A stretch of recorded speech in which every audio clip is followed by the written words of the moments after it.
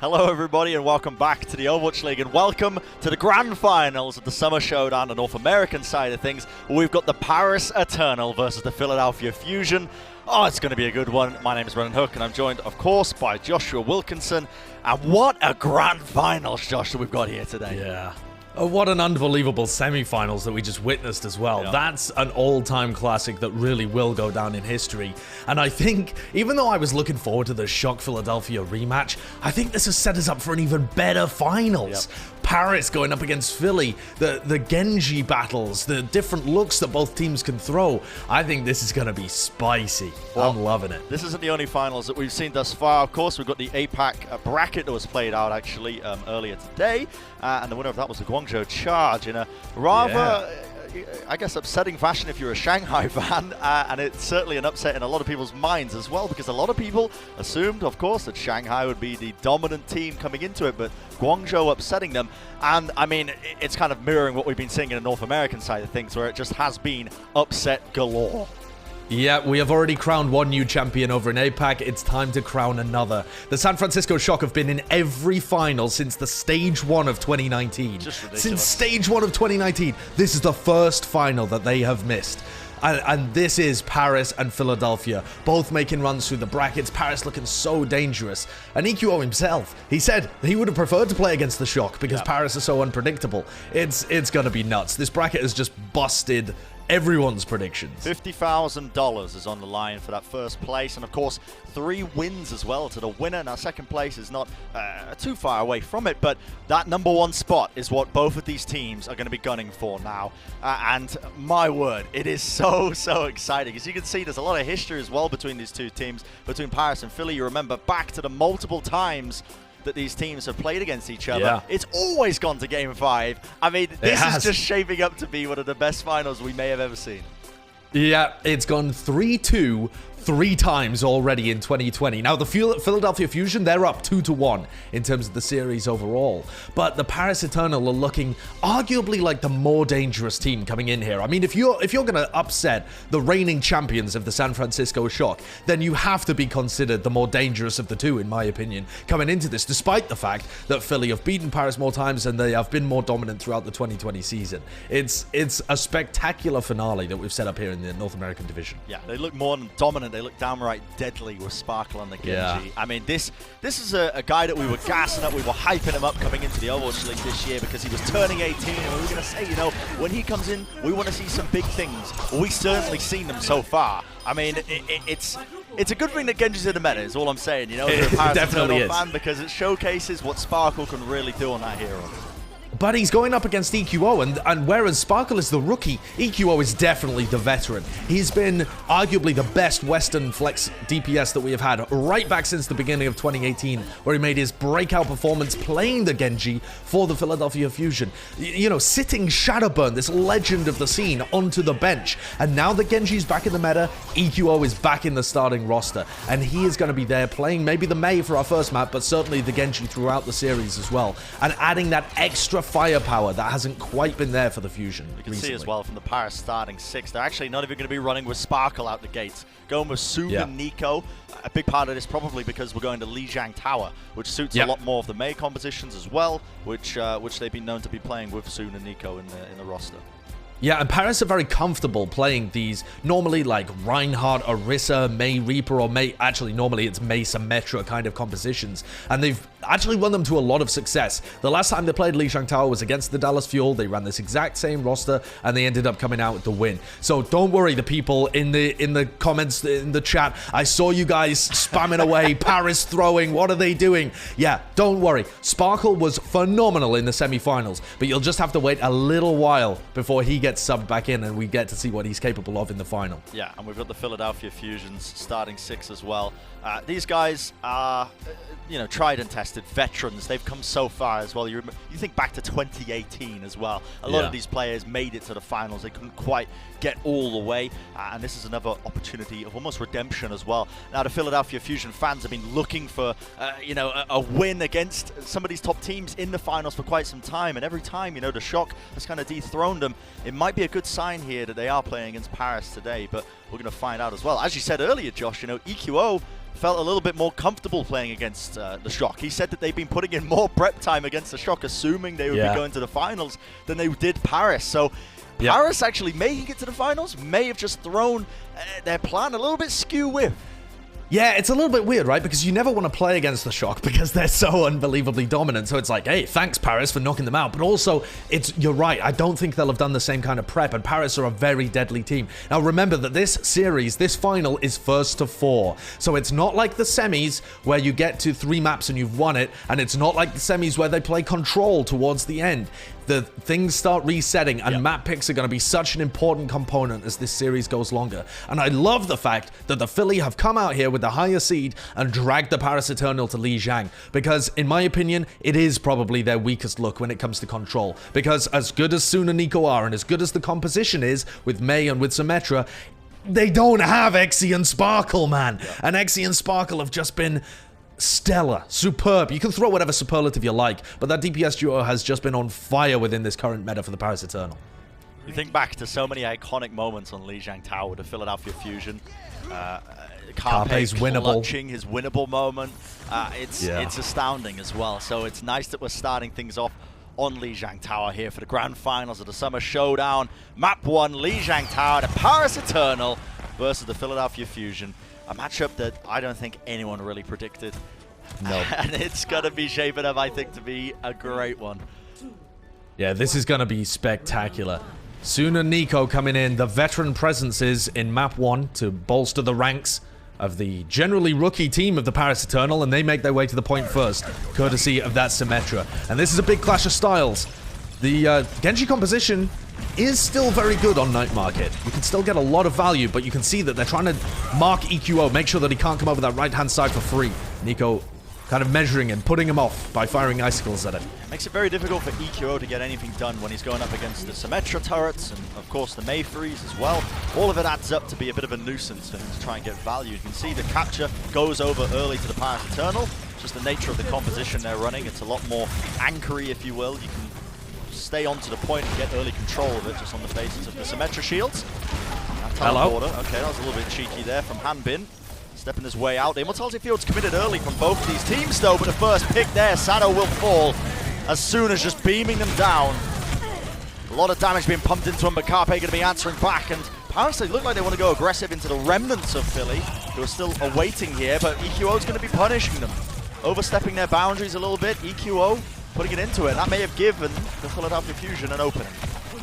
Yeah, Paris are so solid when they stand on the point, but if they overstep their boundaries by pushing forwards, which generally it is good to punish when you get a couple of kills up in a fight, but if you overstep your boundaries and Nico ends up dying, then they might be able to find an opportunity. Fielder also exposed, and Paris are forced to commit ultimates to hold on to this. They are at 50% though, halfway there. Yeah, Fielder goes down, which means no Amp Matrix, no Immortality Field. But the wall is committed. That was to negate the Amp Matrix coming out from Philly, but Carpe still finding pickoffs. And look at that dive attempt into the back line. All the damage being done by EQO. He finds a pickoff, but he put in so much damage that his team can clean up the remnants. And that is looking so good for the Philadelphia Fusion, being able to recap that one and take it away from the Paris Eternal. However, the Paris Eternal do have a lot of ultimates to work with, and so do Philly. Yeah, there's a lot of ults on both sides. It was quite a dry engagement, honestly, just because Paris lost early picks. So neither team wants to commit ults, because in theory it should go the way of Fusion quite easily. Look at Carpe out on this side angle. This is where he made that very famous winnable moment come to life. He has Bob as well. I mean, this is so sneaky. Could be making a play, a little bit of a flank pincer movement, if you will, but the team fight's kicking off here. Good flux coming out from Fury. He's going to be lifting Paris up into the air, negating anything that they try and jump in. Sandbar now going to be used for Paris. Have already lost 2 players. A disaster for them. EQO committing the blade just on top of it to seal the deal, and Philly are going to be the winners in that engagement, holding on to the point for the time being. But it was costly, Bren. The Philadelphia Fusion, they used Bob, they had the Supercharger and the Gravitic Flux going. Blade and Rally were also invested. A lot of ults. 5 ultimates just to get it even with the Paris Eternal in terms of that capture percentage. And Paris are now coming back into the fight. Immortality Field, the Shatter as well, catches alarm for the first pick. It's absolute chaos right now. Philadelphia Fusion have been caught with their trousers down, it feels like. They weren't ready for the teleporter straight up onto the high ground. And it's going to be a quick and easy flip over for the Paris Eternal. Granted, they did commit every single ult they had, but they're going to be happy with the outcome of that team fight. Philadelphia Fusion now forced to try and recontest this one without any ults in sight. Somebody has got to be a playmaker here for the Philadelphia Fusion. Paris's composition is so difficult to be able to crack open. Sado going weak there just for a moment, but all eyes are on Carpe, really. These are the kind of moments where you expect and need this guy to go big. EQ is just spamming from the off angles now. Philadelphia now going to be making their way onto the point. The Am Matrix is laid down, but immediately negated once again by the Symmetra wall, and Sado goes down. He overstepped the shield by just an inch, and it was capitalized almost immediately. The Paris Eternal soon shredding them, using all the damage output he gained. Look at that, the tracking is perfection. Overtime will burn down, and it's going to be in round number 1 going to the Paris Eternal here in the grand finals. An incredibly effective strategy with the May and the Symmetra. And Soon and Nico, they come in and they say in their delightful French accents, "Oh, ye of little faith," to the people in chat that thought that Sparkle and Exy were required in order to get that first round win. It's a great map for the Philadelphia Fusion. I cannot argue with the map selection, but Paris are prepared. Yeah, they've come into it fully prepared, and we keep alluding to it, but EQO said, you know, I think they put more prep work into the San Francisco Shock, assuming they were going to be playing against them. So I think Paris winning has really kind of, most likely, shaken up a lot of the game plans that Philadelphia Fusion had coming into this series here. And I wonder if that is going to affect it in some way or form. But it's a new round, a new day, and the map isn't over yet. The Philadelphia Fusion can certainly battle back. Look at this, Brent. Hanbin still running the Sigma. Normally you would run the Orisa in these kind of scenarios. I do think that composition is better. But now Sado's going to go hyper aggro. He gets frozen up though, and that means he can't do the cleave damage to the front lines. Immediately you see the Immortality Field getting used, the swinging away. Bembes falling very, very low. Carpe able to just pump in so much damage. His ammo constantly getting replenished against the shields of his enemy. But Paris now with an opportunity. They've cornered the Philadelphia Fusion inside this hut. Let's see if they're able to do anything. Moving forward again, and that's a great boop coming out from FD God. EQO sent off the edge of the map. He tried to negate it with the ice wall, with his ice block, I should say. Unable to do so. Now FD God, he's hungry once more. He's going in straight into the back line. The Earth Shatter laid down, and I believe Bembes caught 2 players with that one. Paris Eternal looking almost unstoppable right now. They've taken this map into their stride, forming it with their compositions, their strategies, and using it against the Philadelphia Fusion. It's been a while since we screamed FD God's game, but he comes up clutch there with a great first boop onto EQO. Funny Astro only gets played for the first control match generally for the Philadelphia Fusion, so it's really him that's hoping to make those kind of big plays and set his team off to a great beginning, but Paris again are in control of the map first. Paris have ultimates to work with, of course, with the Blizzard as well. It's going to be difficult for Philly to try and work their way through this choke point, but they're going to try and make it happen still. Symmetra wall going to be utilized here, along with the Blizzard, along with the wall. Did they catch anyone at all? Oh my goodness, Sado is so precarious now on that edge. Luckily, his Steadfast saved him from being booped off, and now the ultimate's going to start to come out here from the Philadelphia Fusion. Immortality Field to try and keep them up, but they've already lost Funny Astro. And the Paris Eternal want to go in with a beat of their own. Now FD God only caught it onto 3 players. The Paris Eternal not really getting maximum value what they were looking for. They're trying to find a pick or 2. Are you kidding me? Another big boop coming out from FD God. Hanbin stole it from the kill feed, but it matters not! FD God! What a clinic, what a performance thus far! I mean, just absolutely absurd. This rookie that's hailing from France, playing for his home team, the Paris Eternal, and he comes out with performances like this in the grand finals. That's unbelievably good. Paris Eternal just with the clutch plays over and over again. FD God is just bonkers. Give him an opportunity and he will perform. Those environmental kills are so good, and the Wind Strike combo takes down Funny Astro for a dominant map 1 for the Paris Eternal. Okay. All right, ladies and gentlemen. That was, I remind everybody as well, Philadelphia Fusion's map pick. And the Paris Eternal were completely prepared for it. It felt like they knew exactly what compositions they wanted to run at a certain time, and they didn't even need Sparkle and Exy in the lineup to do it.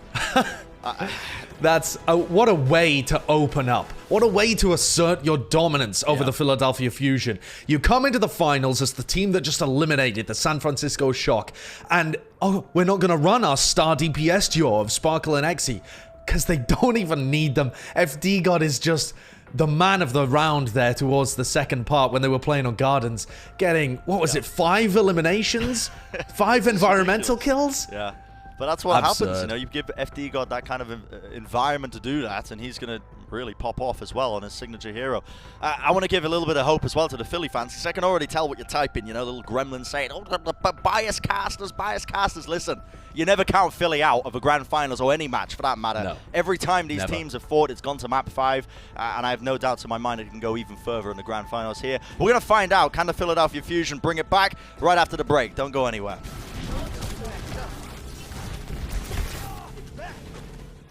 The Overwatch League is brought to you by HyperX.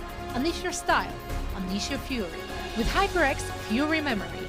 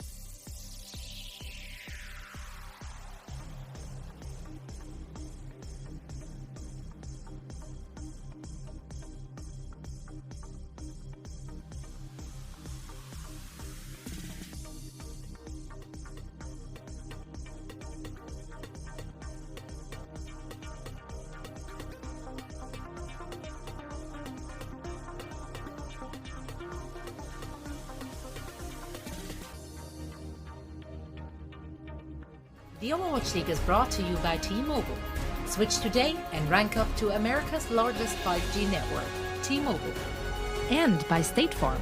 For auto, home, or renters insurance, like a good neighbor, State Farm is there. There he is, potential Rookie of the Year candidate FD God.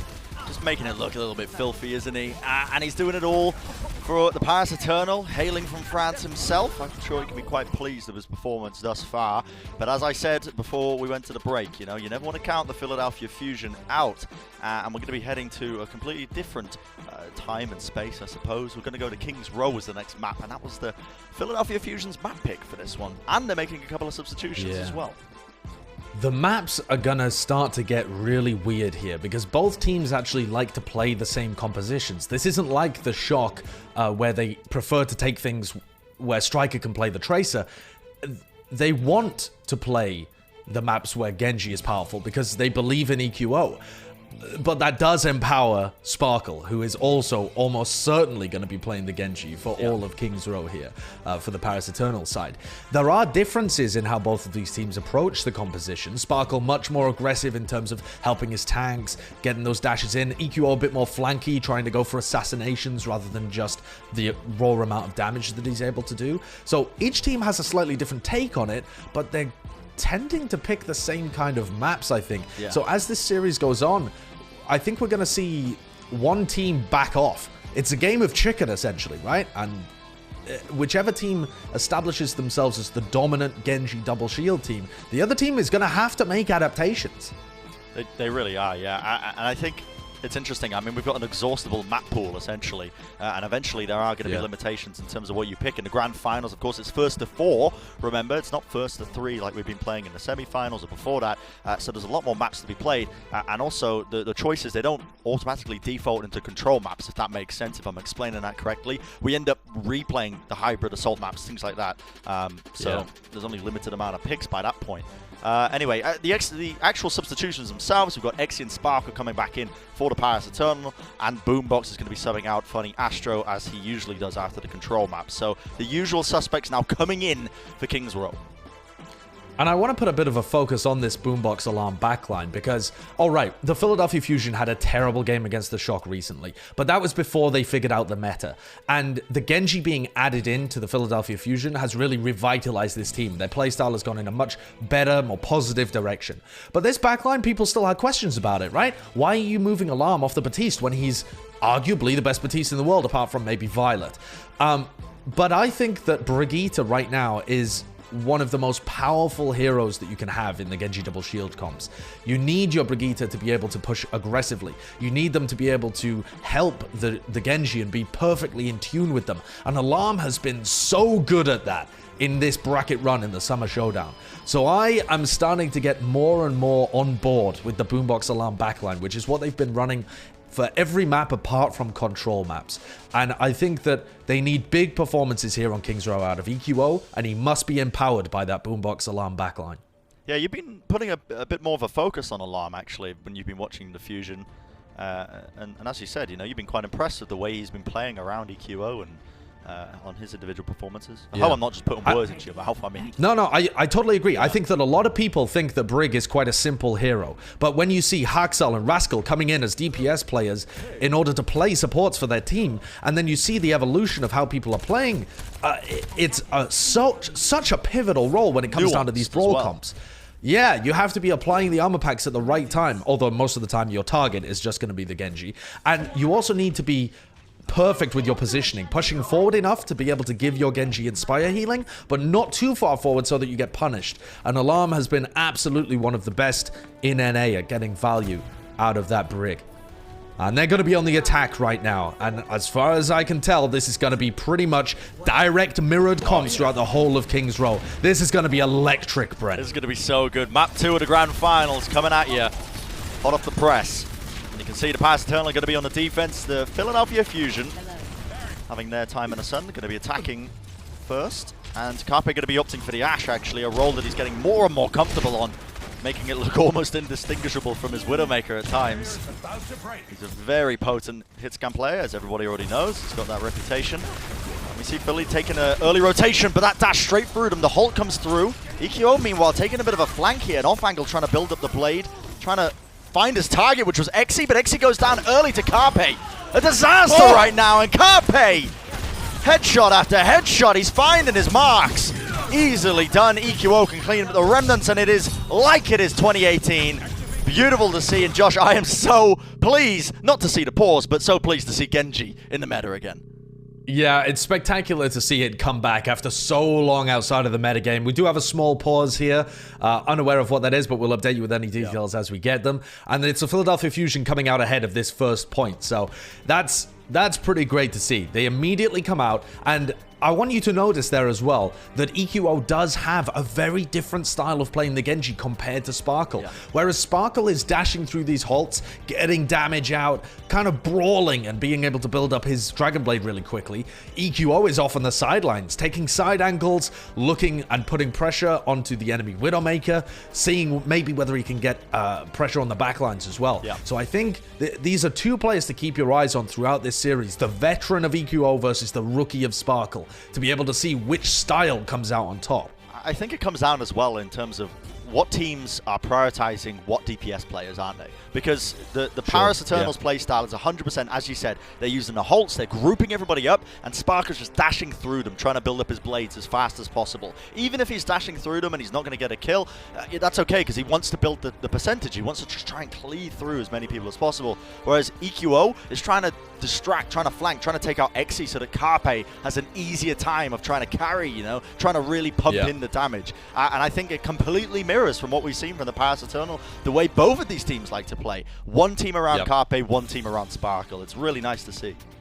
It certainly is, and Carpe was the guy that opened that engagement up with a superb shot, actually, onto Benbest as he was flying through the air.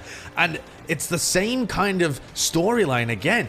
Veteran Carpe versus rookie Exi. Exi's been a guy that has been known to choke in finals before. When he first made his appearance for Element Mystic, the Korean contenders team that makes up a lot of this Paris Eternal squad, his finals performance, he fell to pieces. When it came to the playoffs, he choked horribly. It was one of the most heartbreaking performances that I've personally ever seen. I was a big fan of that Korean contenders team, and to see Exi kind of crumble when I knew he had so much potential broke my heart. And now to see him come out in playoffs and dominate is beautiful. It's such a great redemption story for these guys. It really is. I think that he can go toe-to-toe with Carpe here. He's a great secondary DPS for the Paris Eternal, and he has been crucial to finding them first eliminations, first picks in a lot of the team fights when they were playing against the Shock. He basically shut down Striker. Yeah, Exi has been so pivotal as well. And when he had to leave early in the year, of course, he had I believe it was a neck injury. He had to go out to Korea to sort it out. He's now back in the team house. He's now back with the squad, and he can finally just get to work and really focus on the coordination and playing well. And as you said, Josh, you know, there's that storyline that we can drag all the way from way back when he was playing on Element Mystic. This is a bit of redemption for him in a finals, being able to perform and to be one map ahead as well against the Philadelphia Fusion. Nevertheless, it's quite astounding. But as I keep saying, you can never count the Philadelphia Fusion out. They are a team that is scrappy. They love to fight. They love to go to map 5s, if not beyond. So it's always interesting. And when Philadelphia Fusion have been at their best in 2018, it was with this Carpe and EQO DPS duo. We've seen a lot of Carpe and Hisu and Carpe and Ivy so far throughout 2020. And don't get me wrong, those guys have been playing well, especially Ivy. His May has been excellent, and the other heroes that he's flexed off to have also been really good.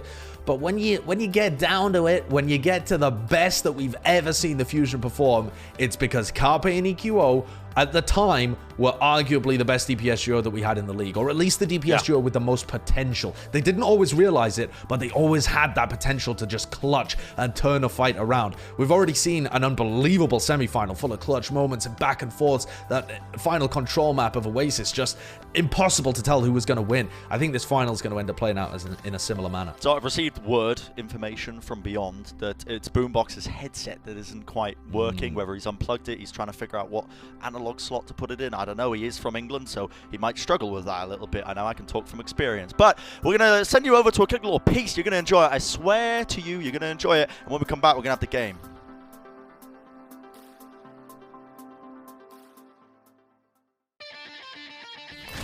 In my mind, he is the boy wonder, right, of Overwatch right now.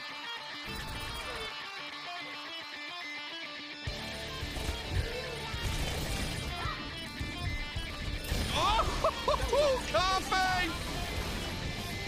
Carpe has decided that it is time to go Super Saiyan. Carpe is on an absolute tear. Wants to make sure Fusion is staying in this map. Oh, Carpe! Carpe, what are you doing? This is unbelievable! Carpe is ridiculous.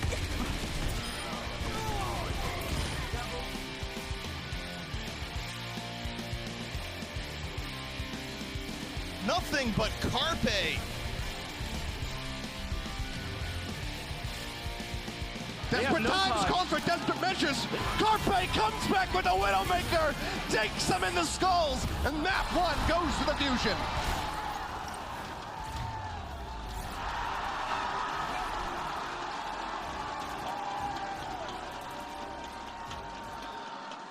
Welcome back, everybody, to the Overwatch League. And yeah, it's a bit of an issue, but we're getting through it. We're trying to solve it right now. Boombox has got his best minds together. I think all the coaches are gathered around him, trying to figure out how does the headset work. They're trying Is that Christopher? It's Christopher. It's the best mind of the Philadelphia as well. Fusion. You know, the bench player giving him a little massage, maybe trying to help him out. Maybe saying, "Come on, sub me in, coach, sub me in. I can play Baptiste." He probably would claim Chips that, are actually. Chipser actually tweeted just after the Paris Eternal won their semi-final. He said, yeah, Sparkle's Genji looks insane, but wait until you see young Chippers play it. So, I mean, I don't think it's going to happen. I think EQO is pretty safe in his starting lineup, but yeah, we'll see. Yeah, it's interesting. But you wanted to talk a little bit about the tank lines as well, Josh, between these two teams. Yeah, definitely. The reason that I wanted to highlight both of these tanks is because they have both had insane redemption stories since last year. Here. Yes, yeah. Ben Best and Sado, both of the main tanks, both for the Paris Eternal and for the Philadelphia Fusion. Ben Best was considered essentially a Reinhardt one-trick throughout the whole of last year. He was swapped in and out between Ben Best and LH Cloudy, and he didn't really see much improvement at all, and certainly not on other heroes outside of the Rhine. This season, my God, what a glow up for this guy. He's looking so good, isn't he? The young French main tank playing for the Paris Eternal, coming out every single halt is being followed up on. The coordination between him and Sparkle has been absurd. When you see the videos of the behind the scenes of Paris playing, he's vocal in the comms as well. Such a central piece to how Paris are currently playing in this meta. It's such a glow up from a guy that a lot of people thought was either a one trick or going to be washed in 2020. Yep. It's so good to see, and that's credit to the coaching staff behind the Paris Eternal. 9K, Rush, these kind of guys. Yeah, so good. I can remember as well at the start of the season, everyone was talking about, okay, when is Ben Best going to get replaced on this squad? You know, when is he going to get replaced with another main tank? When are they going to sub him out, or you know, find a different main tank to be rolling with? But he has been performing at a very high level. It's very interesting to see the way he plays Orisa as well. It's very sacrificial in a lot of ways because he prioritizes getting a lot of space in the map itself.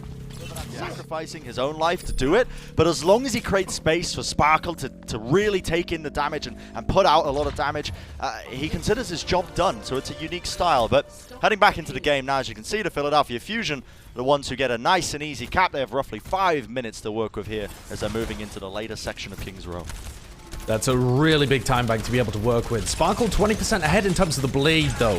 So Paris will be wanting to take a team fight here. Based around the Blade, maybe Blade and Rally isn't something that they can go for. Perhaps they'll start with a bit of an Immortality field. Sorry, an Amp Matrix. That was a risky bit of a peek, but here comes Sparkle. Blade, the halt was there, but the Immortality field almost instantly, and Carpe sends in Bob, goes for it. Sparkle still finds 2 kills. I mean, don't ask me how, that's just absurd, but Carpe made sure to even it out. Paris Eternal still want to continue this one though. Hanbin using the Gravitic Flux, takes out Fury. No longer in the fight, no longer able to supply the damage, the shields, the mitigation.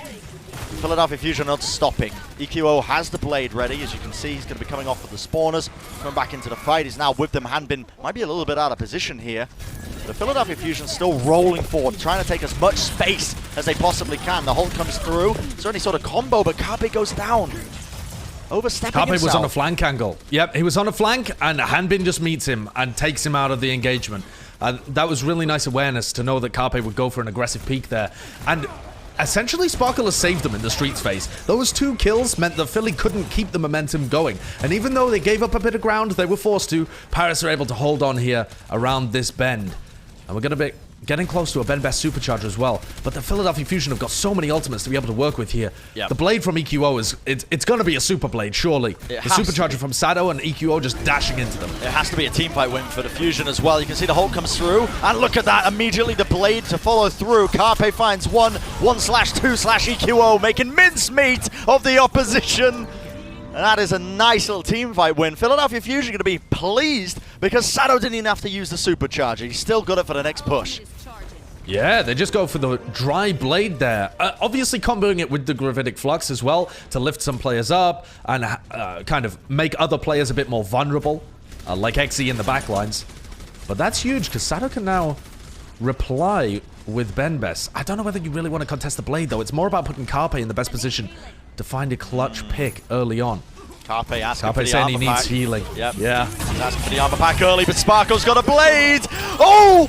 But Carpe shuts him down. The deflect could not help him from behind, and the Bob is immediately going to be sent in as well. Carpe 80 HP and a Dream, trying to take the 1v1, but Xe getting the better of him in that engagement. An interesting series of events that have transpired before our very eyes. EQO deleting Ben Best means that this card will continue to move forward now. Philadelphia Fusion with a lot of opportunities here, but Paris Eternal are getting the respawners back, so it's a dangerous scenario to keep pushing. It is dangerous, but if Carpe can be able to position himself on a high ground, then he's essentially uncontested. It's so difficult for Exi to push him back off. Okay, hold into the Gravitic Flux. Oh. That's going to knock up a couple of players. So much damage in his forced out immortality view, but Carpe again! Another pick off onto Exi on the high ground, just peppering them from above. And now EQO goes in with a blade of his own. 300 HP. He's a bit of a raid boss in his current scenario. The immortality field going to be stopping him in his tracks, but the right clicks are certainly not. Bembes falling once again. Are you kidding me, Exi? EQO, he thought he had him right then and there. Still Paris, they've been given a bit of hope now, and Sparkle with the blade wants to shut it all down. Deflect going to be utilized. Carpe brings him down, but not before the rest of his team fell among them. And a quick little whip shot from FD God will definitely put an end to it. What a save from Exi. If EQO had managed to take him down there, I think that Philadelphia Fusion are able to complete. And 3 minutes are still left here. Carpe has been monumental in this attack. He has found opening picks time and time again to set the Philadelphia Fusion up into 5v6 fights. Paris just can't fight on even ground with them. They must take control of this high ground. They must deny the positioning from Carpe. Spark is just trying to deny it from them. As you can see, he's trying to take control. He's right behind Carpe. Goes for the dash. Does not quite connect it so low, but the heals are there. Now the dynamite applied. Sparkle has to back off. He has to get away, but he's going for another little approach around the back, and he's just trying to contest it, take it away from the opposition. But Carpe's now built up Bob. High ground here, looking for an opportunity to use it. Philly have so many ults to work with it as well. Bob now going to be forcing their positioning. The dynamite just missed. Sparkle going for the reset here. Gravitic Flux setting them up and down. Paris Eternal in a bit of trouble, but they're going to answer back. Hanbin now coming in with one of his own. Putting in the damage, putting in the work, and Fusion, it looks like they are pressing their advantage. Moving forwards. A couple of abilities forced out here. Paris still holding on strong, but now alarmed with the rally. This is such a big HP advantage moving into this next fight, but what a boop! FDGO with the whip shot removes alarm, and that's no more rally for this fight, Josh. That's incredible, and Sparkle's here with the halt again from Bembes to try and clean things up. Does infinite damage by the look of it. And all of the rest of his team are able to clean things up. It's so much fun to watch this guy play. Sparkle turning things around, but really that began with the clutch boot from FD God. What a whip shot. FD God was criticized unfairly, I believe, early on in the season for only being good at Lucio. His Brigitte did not look great, but he's made such enormous improvements on that hero, and he now is genuinely scary. Amplification matrix used now by Fielder just to force Philly away. They can't play into this, and Fury gets yoinked back. He's halted into the line of sight. They remove him instantly, using the damage from the amplification matrix to do so. Paris are looking to see if they can get another pick off, just peeking the corner, but all they do is feed a little bit more ult percentage, so Carpe's going to be working with a Bob in the next fight. Brendan, the Philadelphia Fusion had 5 minutes to be able to capture point C. They're down to final fight territory, relying on EQO to clutch. Oh, and EQO goes down, but Carpe gets the better of his counterpart. Exi goes down, so this is still winnable right now for Philly, and it's always winnable when Carpe's on the field. They've got to try and keep him up, though, as Sparkle just harassing him with the right clicks. A lot of damage plugged into Sparkle there as well. It's going to be the infra site used by Exi, so they know exactly where Philly are coming from. Gravitic Flux into the air here. Sparkle with no blade, but the right clicks to try and chunk down one of the main tanks there. Sado falling very, very, very low. Bob going down, but EQO with the blade!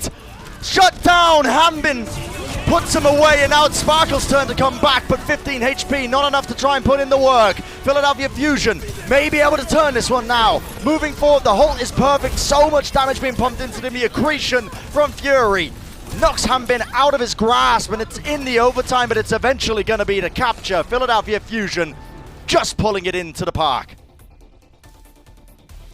Great stuff from Philly towards the end there. Carpe electric throughout the entirety of their attack. And EQO, he can't quite get it done, but he forces Paris Eternal back far enough, and crucially, Fusion also shut down Sparkle. That's a really close first round on King's Row. And a reminder that this is where Paris began their upset over the San Francisco Shock. Let's take a look at this replay from Alarm's point of view as well. Just pushing forward, making sure that he's triggering that Inspire healing, just cleaning everybody up. Honestly, this was the Carpe show, because I think if Carpe didn't get that kill onto Exi at the tail end of that fight, when EQO had gone down to Sparkle, there's no way they win that. There's no way. Carpe, again, turning up for the Philadelphia Fusion, turning an unwinnable scenario, or a very difficult scenario, I don't want to call it unwinnable, into a 3 capture. So Wonderful stuff from the Fusion there, and Brent, their turn on the defense. I will say, though, the Philadelphia Fusion did better than the Shock did against Paris on King's Row. Shock weren't even able to full complete on King's Row. Yeah. So, Philly, they managed to push themselves into another round at the minimum here. Good work from them. So you can see they're just deciding where they want to set up here. And just around this initial building is going to be the spot.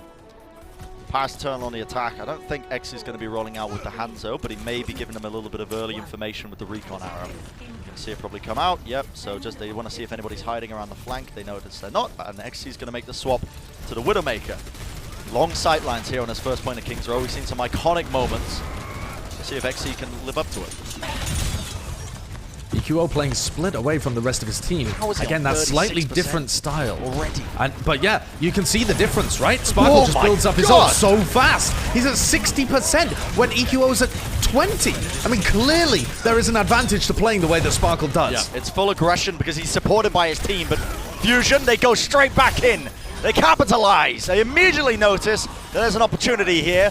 Paris Eternal used all their cooldowns to support Sparkle and build up that blade. And thankfully, Fusion, they play a bit more proactively and they force them away and take the team fight win. Now, the downside to that is EQO did die at the end of that team fight. So there's a bit of a timing mismanagement, and Sparkle now has a blade. Sparkle has a blade, and it will be used, I think, in this fight. They're not going to wait for a rally or a supercharger. He just builds them too fast. He's ahead of his Batiste. It's absolutely absurd. Yeah. But you saw EQO as well. His style be successful in that previous fight, netting him 2 kills. Sparkle with the blade. Here we go. Bolt, it's perfect every single time. Bembe supporting him. Exi from behind, laying in the shots, and Sparkle with 2 kills. That is going to crack open point A with no worries in the slightest. And the Paris Eternal are going to be quite pleased with this, and this play style, the way they just build around Sparkle, emphasizing the blades, trying to build them up as fast as humanly possible. It just works when you have a player like Sparkle, a Rookie of the Year candidate who came into the season midway through and has revitalized the Paris Eternal. If he keeps playing like this for the rest of the season, he will be a Rookie of the Year candidate for sure. He hasn't really played very much, but every single moment he's played has been incredible. And he starts out again with another kill onto EQO, which I think was reflected. I think he used his deflect to kill EQO with the damage through Boombox's own amp matrix there. Look at that aggressive dash. I mean, Genjis can only do that if they have the full support of their team. If they know that they're going to be there with the shields, with the cooldowns to save them. Sparkle has that mind, that presence to try and do that. EQO on 94% of his blade, Sparkle on 60. Sparkle's just used his blade. I also want to give credit to Exi though, because he got 3 kills in that point A attack. And when you have a secondary DPS that doesn't get as many resources but still comes out with results like that, it makes Paris such a deadly team. Should be a Fusion win though. Look at the ults that they've got here, the blade, the supercharger. It's all going to come together now. As you can see, the flux is going to be utilized. And now EQO with the blade finds 1, finds 2. Wonderfully done. A lot committed in Sparkle. No. Sparkle, what are you doing? That is just egregious. Far too cocky. I think there were only 2 people alive. There must have been 3. I think it was Sparkle and both of the tanks. And there was a supercharger down, so Sparkle decides to clutch. I mean, Sparkle, you have been clutched. Now, I love the confidence, but that's a little bit too far. Complete hubris to think that he could even take that, even with the supercharger. You need your team to support you with abilities. And the Fusion, of course, they're going to punish that. They're a good team. You can't go slacking when you're going up against the Philadelphia Fusion, because you get caught being whacking. I don't know where I was going with that one, but it works in the end. Yeah, that's a phrase. That's a phrase. we made it work. Fusion. The ult economy, though, is totally reset for the Paris Eternal. They've got double support ult to work with, but Philly are miles ahead here, and this is looking good for a long hold of point B. Nice flank attempt by Exi. Takes out Boombox immediately. No more Immortality Field. And that means the Fusion, they have to go aggressive. As you can see, they've been pressed into the front line of the Paris Eternal. As soon as you lose your Batiste player, you have to make plays like that, but Paris Eternal take full advantage of the fact that they didn't have the Batiste. And they win the team fight pretty single-handedly. And it means that now they're going to be rolling into this checkpoint with a lot of time bank. How much is it going to be? So 4 minutes? 4 minutes. A minute less than the Philadelphia Fusion had, but they have far more time than they really should have been having. Exi has been... Are you kidding me? Okay. Exi has been ridiculous on this attack. It has been, as much as the focus for both of these teams is on the Genji and that's their style, Exi has taken this attack into his own hands. 3 kills on point A, the flank to open up point B, and now that opening kill too. Exi did go down, thankfully. EQO, he traded out the kill in the end. Sparkle is close to another blade, and when he's got a blade, realistically, a lot's possible coming into the team fights. I want to see what Carpe can do, because he is one of the main deterrents, but Exi's putting in a lot of damage. So we see this Gravitic Plug sent up, but I believe it was cancelled, so it didn't even get off there. The Mortality Field instantly, but the swipe's through! Sparkle again with 2 kills, but luckily the Fusion have taken advantage of that. They move forward and they're going to even it out. A very winnable fight now for the Fusion, because they've still got both of their main tanks up and Boombox to keep them healed. That is one of the coolest fights I've ever seen. Ben Best and FD God went for a flank because they need the halt and they need the Inspire healing to keep Sparkle up in the engagement. And Philly realized that and they just pushed forward. And now they're still getting the punish on Fielder and Hanbin, who were left alive. That was amazing. That deserves a little breakdown all in itself. What a heads-up play from Paris Eternal to even flank like that in the first place. And Philly respond with the perfect counter, pressing forwards and taking the 6v4 fight. That's when you know you're looking at elite teams. It's those microsecond decisions that can make or break team fights. Philadelphia got the better of their counterparts that time. Exi now with a Bob to work with. We'll see what he can do. He's going to send it in. Bob is there on the point, leading the charge for his team. Amplification Matrix as well, but Fury, excellent Gravitic Flux. So much damage being worked with, and he finds 2 kills, which means that this is going to be a dead push immediately for the Paris Eternal. 2 minutes left for them. Philly still holding on to an Amp Matrix, which can certainly net you a kill, but it will slow down the attack, and a Supercharger. The Paris Eternal themselves have a Supercharger and a Rally, and they will be getting close to a Blade, so those are the ultimates that they want to try and combo together. The Rally and the Supercharger are probably your most important supportive ultimates for Sparkle. One giving him damage, the other giving him survivability. 1 minute 30. That's all they got to work with. What is that headshot? He didn't even see anyone. Yeah, it's just a little pre-fire around the corner. Interesting. Well, not a lot of time to work with if you are Paris, but they've got ults coming back online. It's going to have the Supercharger Blade, but Philly want to play aggressively. They're going to use the Bob, going to use the Supercharger. Paris cannot play into this. They can't afford to. Sparkle's going to But they are still giving health to Sparkle. Yeah. So this Rally still gives him survivability, even though it was used and kind of negated. Okay, the armor pack off him now, and Sparkle goes to engage. Blade, but great response! So how does he find 2 kills? That is absurd! Fusion responded with the rock, the immortality field, the halt, everything was in order, and now Paris Eternal rolling forward, Hanbin with the Gravitic Flux, no one can touch! And the Paris Eternal, they just roll it in. 1 minute 50 seconds, 53 seconds to be precise. Slightly more time than the Philadelphia Fusion to work with, but a completion nevertheless. Yeah, a couple of things to point out there. One, Sparkle manages to kill EQO as he's drawing his blade. So even though EQO wanted a clutch blade of his own on defense to try and save that fight, Sparkle shuts it down. Genji on Genji action.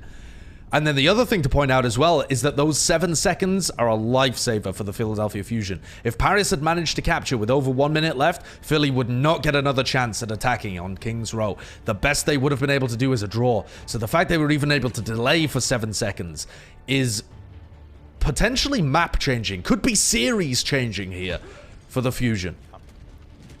I'll remind everybody as well of the pressure that's on Fusion here to perform in the Grand Finals, because how many Grand Finals has Fusion been in? I don't have a stat offhand, but they've been in so many, and they've really almost come close many times, but they've never came away with a win, I believe. Correct me if I'm wrong, Josh. The Philadelphia Fusion, they have some of the most vocal fans in the league, some of the most vocal fans in the world as well. There's a lot of pressure on these players' shoulders to perform and actually come away with a win here. And every map matters in the end, but it's going to be rolling out with their attack. Same composition. Carpe and EQO have got to come up huge. They really do. This has to be absolutely monstrous for them. Going to be rolling out here.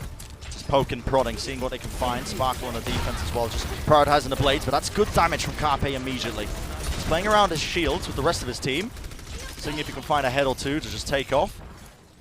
He gets a kill. Look at this rotation. Okay, the halt to pull them back into the fight. Paris want to be fighting them early here, and Carpe comes out on top. That's what you want to see from him.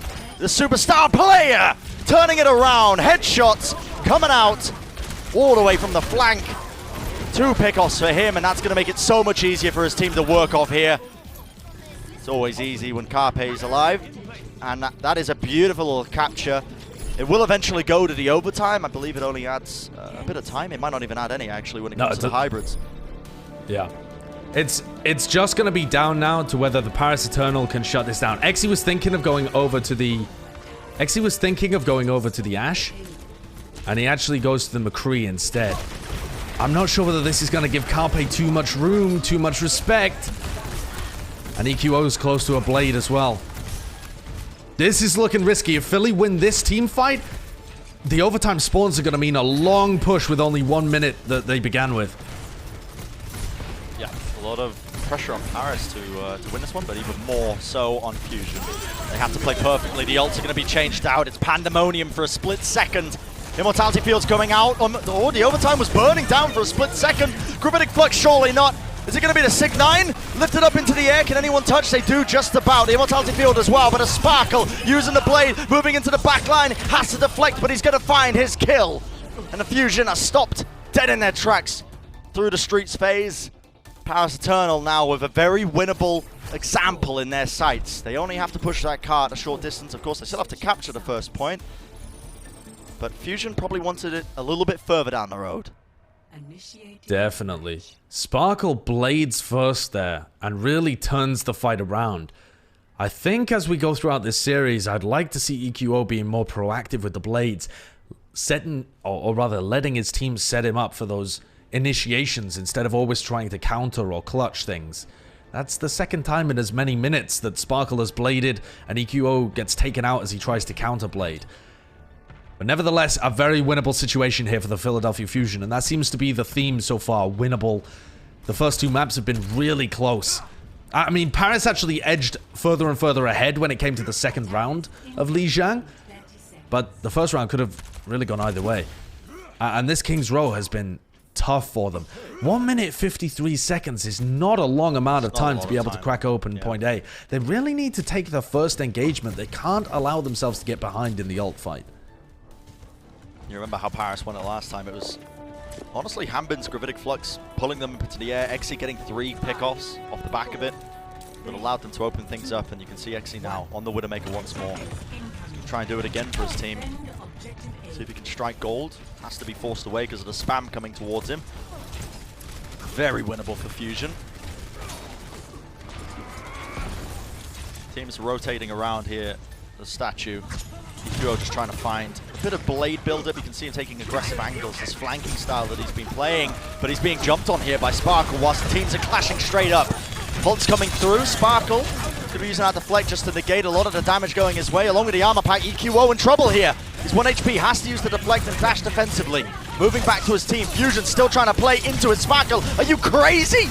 Diving straight in between the Fusion. The death sentence in many cases, and finally the team are going to start to go down. Fusion punished them, winning the team fight. Exactly the same thing that happened in that previous round as well. Oh, that's brutal. The kill onto Exi. That's exactly the same thing again. Paris go too aggressive trying to charge up Sparkle's blade and force a team fight, and EQO punishes them from behind, combining with the rest of his team to pinch and get the opening kill. For Paris, the way that they opened up point A previously was with Exi getting an opening kill and 3 in the fight, but now he's on McCree. Yeah, moving over to the McCree for whatever reason. Feels like it's better suited for Fusion's comp. Doesn't feel confident. It forces EQO to play tighter with the rest of his team. He can't play as flanky because what if he gets flashbang? Yeah. Difficult scenario. Antmage is going to be used. Carpe with the kill. Could be critical. Could be exactly what they needed. Sparkle's blade negated perfectly to Fusion. Coming out on top. EQO with the blade, but he gets shut down as well. Only 16 seconds remaining. The Paris Eternal, they got to stay alive here. Are they even going to have a chance to contest this? Only 8 seconds left, and Sparkle, he's moved his way over to the Tracer to try and get back to the point in time. Hanbin has a flux as he attempts to set something up, but they're pushing into double tank ults. Overtime was triggered in the end there by Sparkle as he moved on to the point. Gravitic Flux used by Fury, now searching for the perfect spot. Lifts 3 players up into the air. No one will survive that, surely. The Immortality Field saves him. Exi kills EQO, who moved over onto the Tracer of himself. Do not tell me the Paris Eternal are about to clutch this one, please. Exi, ring around the rosies, trying to find these headshots, but not quite when the shields are in the way. Alarm with the whip shot puts down Sparkle, and that will be that. The Fusion will reign supreme on King's Row, and they will take the map away from the Paris Eternal. We are going to 1-1. They always make you sweat for it, don't they? I hear you, Philly fans. It's a nail-biter whenever they take the field. That looked like Paris were going to clutch it there. XC comes back on the McCree. Nearly found a pick. Hanbin as well. There were potential opportunities for Paris to get the payload moving, but Philly come out on top. Paris were the better team for the majority of King's Row, and it was a bit of a questionable map pick in the first place, but Philly, they win it out. And that set us to 1-1 heading into the half. How many times have we heard that, Brent? 1-1 at the half. Isn't it? Yeah. The Summer Showdown has been so tight. It's been so good, man. We've had so many upsets just earlier in the bracket, and now we've got this finals that's so close between these two teams. And Philly, as you said, Josh, a big risk with them picking King's Row. But think about what this is going to do for Paris' mental now. Philly winning on a Genji map, all things considered. A huge win for the Philadelphia Fusion. And we're going to find out what I believe our analysts, we might not be going to a game break. Who knows? Anyway, stick around. It's going to be a quick break. When we come back, we're going to have gameplay, some smart people talking. Who knows? Don't go anywhere.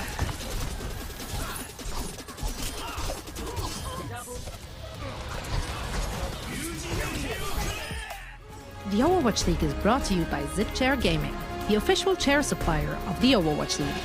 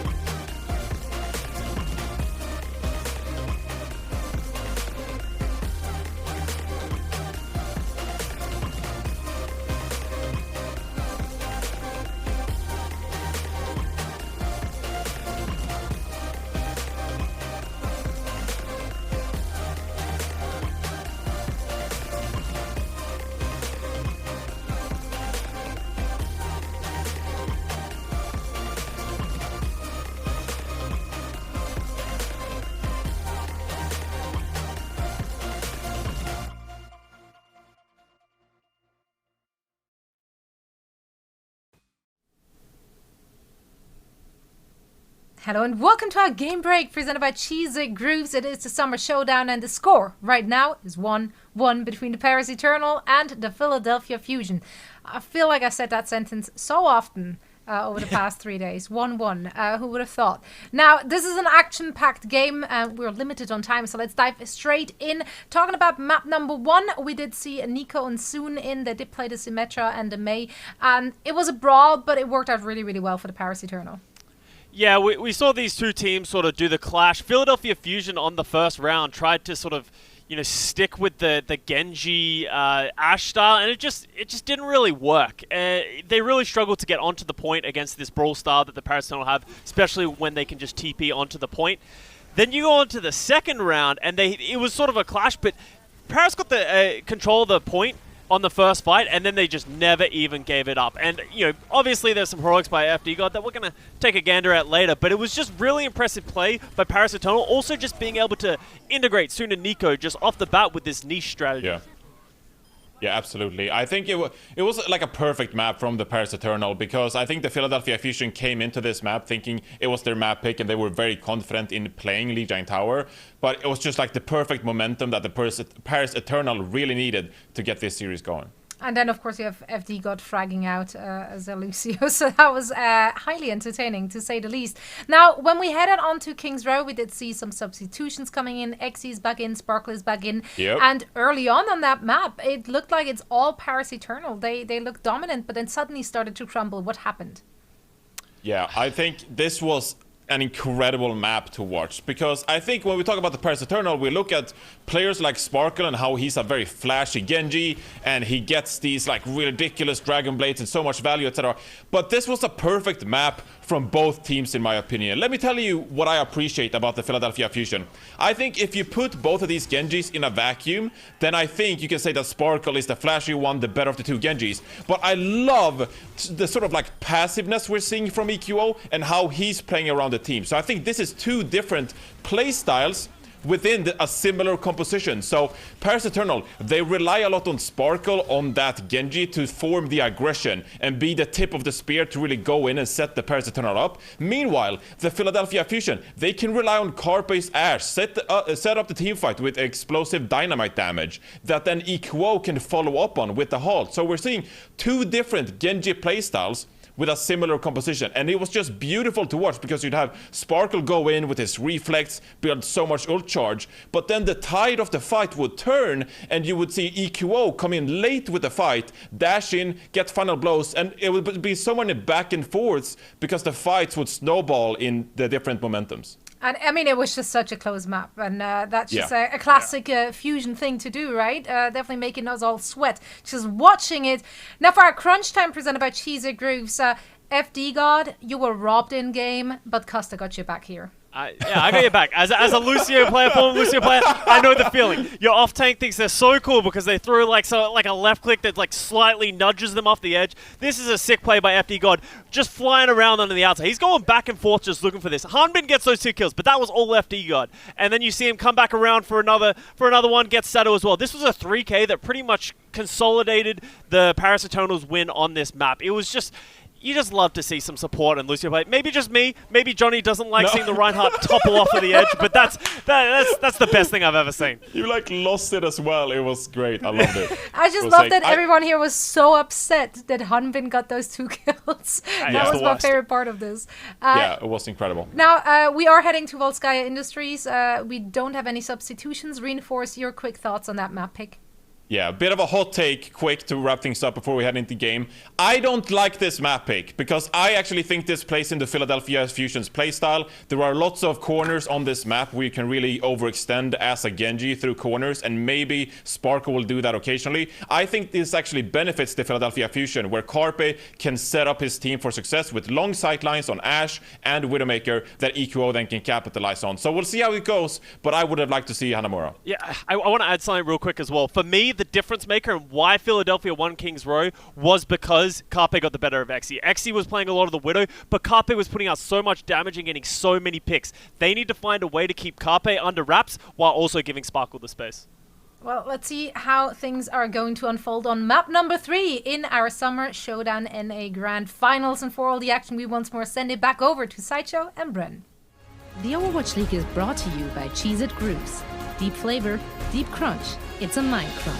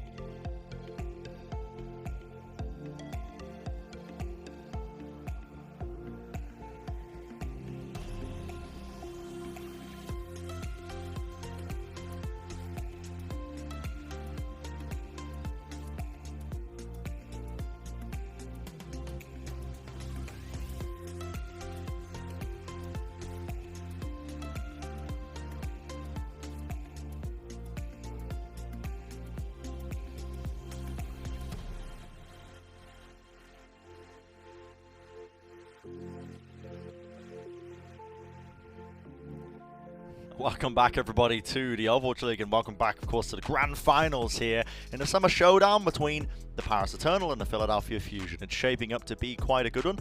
Hope you use the break to, get a couple of snacks, a drink or two, maybe, Coca-Cola, the official sponsor of the Overwatch League. Who knows, sit down, Get settled in, because this is going to be a long one. I feel it in my bones, Bren. I do. There was barely any difference between those two teams on King's Row.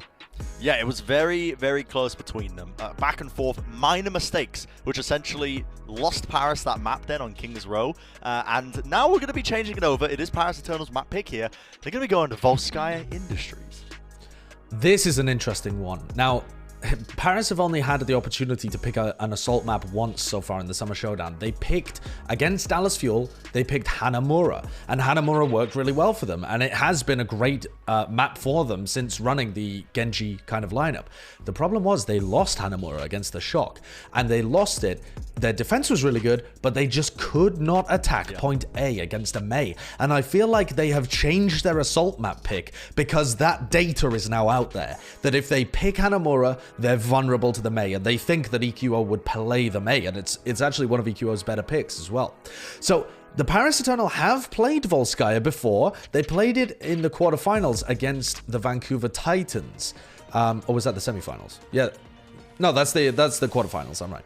So they played Volskaya in the quarterfinals against the Titans, and their defense on point B was absurdly good. When Sparkle has the high ground on defensive point B, they're aggressive, they take fights in the choke point, Sparkle's building up a blade all the time. So as long as their attack can be good, I feel pretty comfortable about Paris's map pick here. Yeah, it's one thing as well, though, Josh, to play against the Vancouver Titans and another to play against the Philadelphia Fusion. Very true. Quite different teams in a lot of regards. Yep. And we'll see. Do you think it's fair to say, Brent, that even though the Genjis have been the focal point, I really feel like this is going to come down to Carpe versus Exi?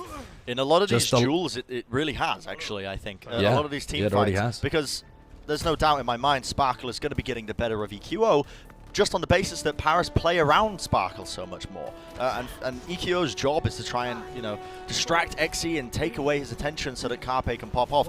So a lot of this is going to come down to these hit scan players. Exi versus Carpe, rookie versus veteran. And we're heading now into Volskaya. The teams are rolling out. The Paris Eternal going to be on the attacking side, seeing what they can get done. Exi going to be on the Widowmaker. The Halt just about misses. So the Halt accretion not getting any value, but they do get a lot of space here. You can see Paris immediately rotating around. It's their attack that's absolutely crucial. This has to be executed well. Exi on the Widowmaker is going to have a slight advantage over Carpe when it comes to these long-range sightlines. Are you kidding me? If he can kill EQO there, that would have been... That's just game over if he manages to get that kill. EQO kills Exi, though. Just dives onto him. Exi a little bit too out of line, maybe, trying to get the kill. Trying to get the trade. The Shuriken, okay, why not? Sparkle goes down as well. And this is just going to be curtains for this push. I mean, at this point, Fusion are going to be just pushing all the way into Paris Eternal, just trying to kill these stragglers. They do just start building up a pretty big ult advantage now. I know that you said earlier that you're confident that Sparkle's going to get the better end of EQO. Would it surprise you to know that EQO had quite a number of more kills than Sparkle did on King's Row? He had like 4 more kills than Sparkle ended up getting, and his KD was quite a lot better as a result for it. EQO is playing the kind of style of Genji off on the flank where he's finishing off a lot of these kills. He's going for the finishing blows after Carpe has done damage, like Reinforce was talking about on the desk. And so I think that, yeah, Sparkle's going to get a lot of value, but you see there with EQO just getting the opening pick onto Exi that this style of Genji is not to be discounted. It's very reminiscent, I guess, of 2018, but the ults are going to start to come through. Sparkle, 75% to a blade, but EQO again getting the better of Exi. And that was Exi over onto the McCree, forced over to it. With a dash coming through. Now the blade, EQO wants to make the most of it. Let's see if he's capable, but not really necessary when the rest of his team is there pumping in the damage. And it's going to be a nice little setup there for the Philadelphia Fusion. Another defense. And I just got to note again, Exi moving over to the McCree to try and handle EQO a little bit more. Give him that presence, I suppose, the flashbang, trying to make EQO a little bit more scared. Not really the case. Let's take a look at Carpe here on the flank as well. I really don't like the McCree pick from Exy because it leaves Carpe open to do whatever he likes. He doesn't have to worry about a long-range hit scan player from the Paris Eternal. What's Exy going to do? Plink him from long distance with the McCree? I mean, the guy is good. Don't get me wrong. Exy might be capable of that, but it's not a consistent strategy to put pressure on Carpe. And if you leave Carpe open to do his own business, then you better have some kind of spectacular game plan. That is a lot of damage, though. Gravitic Flux straight up into the air, and Sparkle dashes through them before the Immortality Field even came into effect. That's an opening kill for them. Sparkle now in the back line here. Hanbin a little bit too far forward, but Sado will fall. And it should just be a matter of time now, as only a few more players of Philly are remaining before the Paris Eternal do eventually open this one up. And honestly, it's a pretty good scenario for them, all things considered, because they've got that blade to work with still. Yeah, despite the amount of work that EQO was able to get done, and Carpe being free to cause his terror, impose his will upon the opponents, Paris and Hanbin in particular found a really nice angle for a Gravitic Flux, and the follow-up from Sparkle was perfect. Is there any potential for a snowball to develop here? 3.5 minutes, and Sparkle with a blade. They can try and push the Philadelphia Fusion back with an Amp Matrix and then get room for Sparkle to blade here. There isn't really that much for Philly to stop them. EQO's positioning is hidden right now. Silent. Sparkle, the blade doesn't get anything done. And Exy falls. Nice dash coming in from EQO in the back line. He's going to take them out. And what was looking like such a good scenario for the Paris Eternal, perfectly played by the Philadelphia Fusion. That flanking Genji once again. And also great understanding of Sparkle wanting to go for a blade, because the Philadelphia Fusion played really spread there. A great counter to the Dragon Blade is just to not give them any opportunities to get that first elimination, get the dash reset, and it's impossible for them to swift strike into the next person.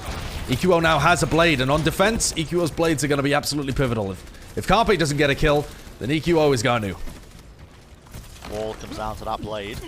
Keeping their eyes on him. The Halt does not connect. As you can see, Paris, they tried to go for something there. Look at EQO again. Look at that positioning on the right-hand side from this camera. No one knows he's there. Miles away. No one knows he's there. Gravitic Flux is going to be used. This is where they want to be going in. Cancelled. Accretion from across the map. Hanbin not going to be getting anything done.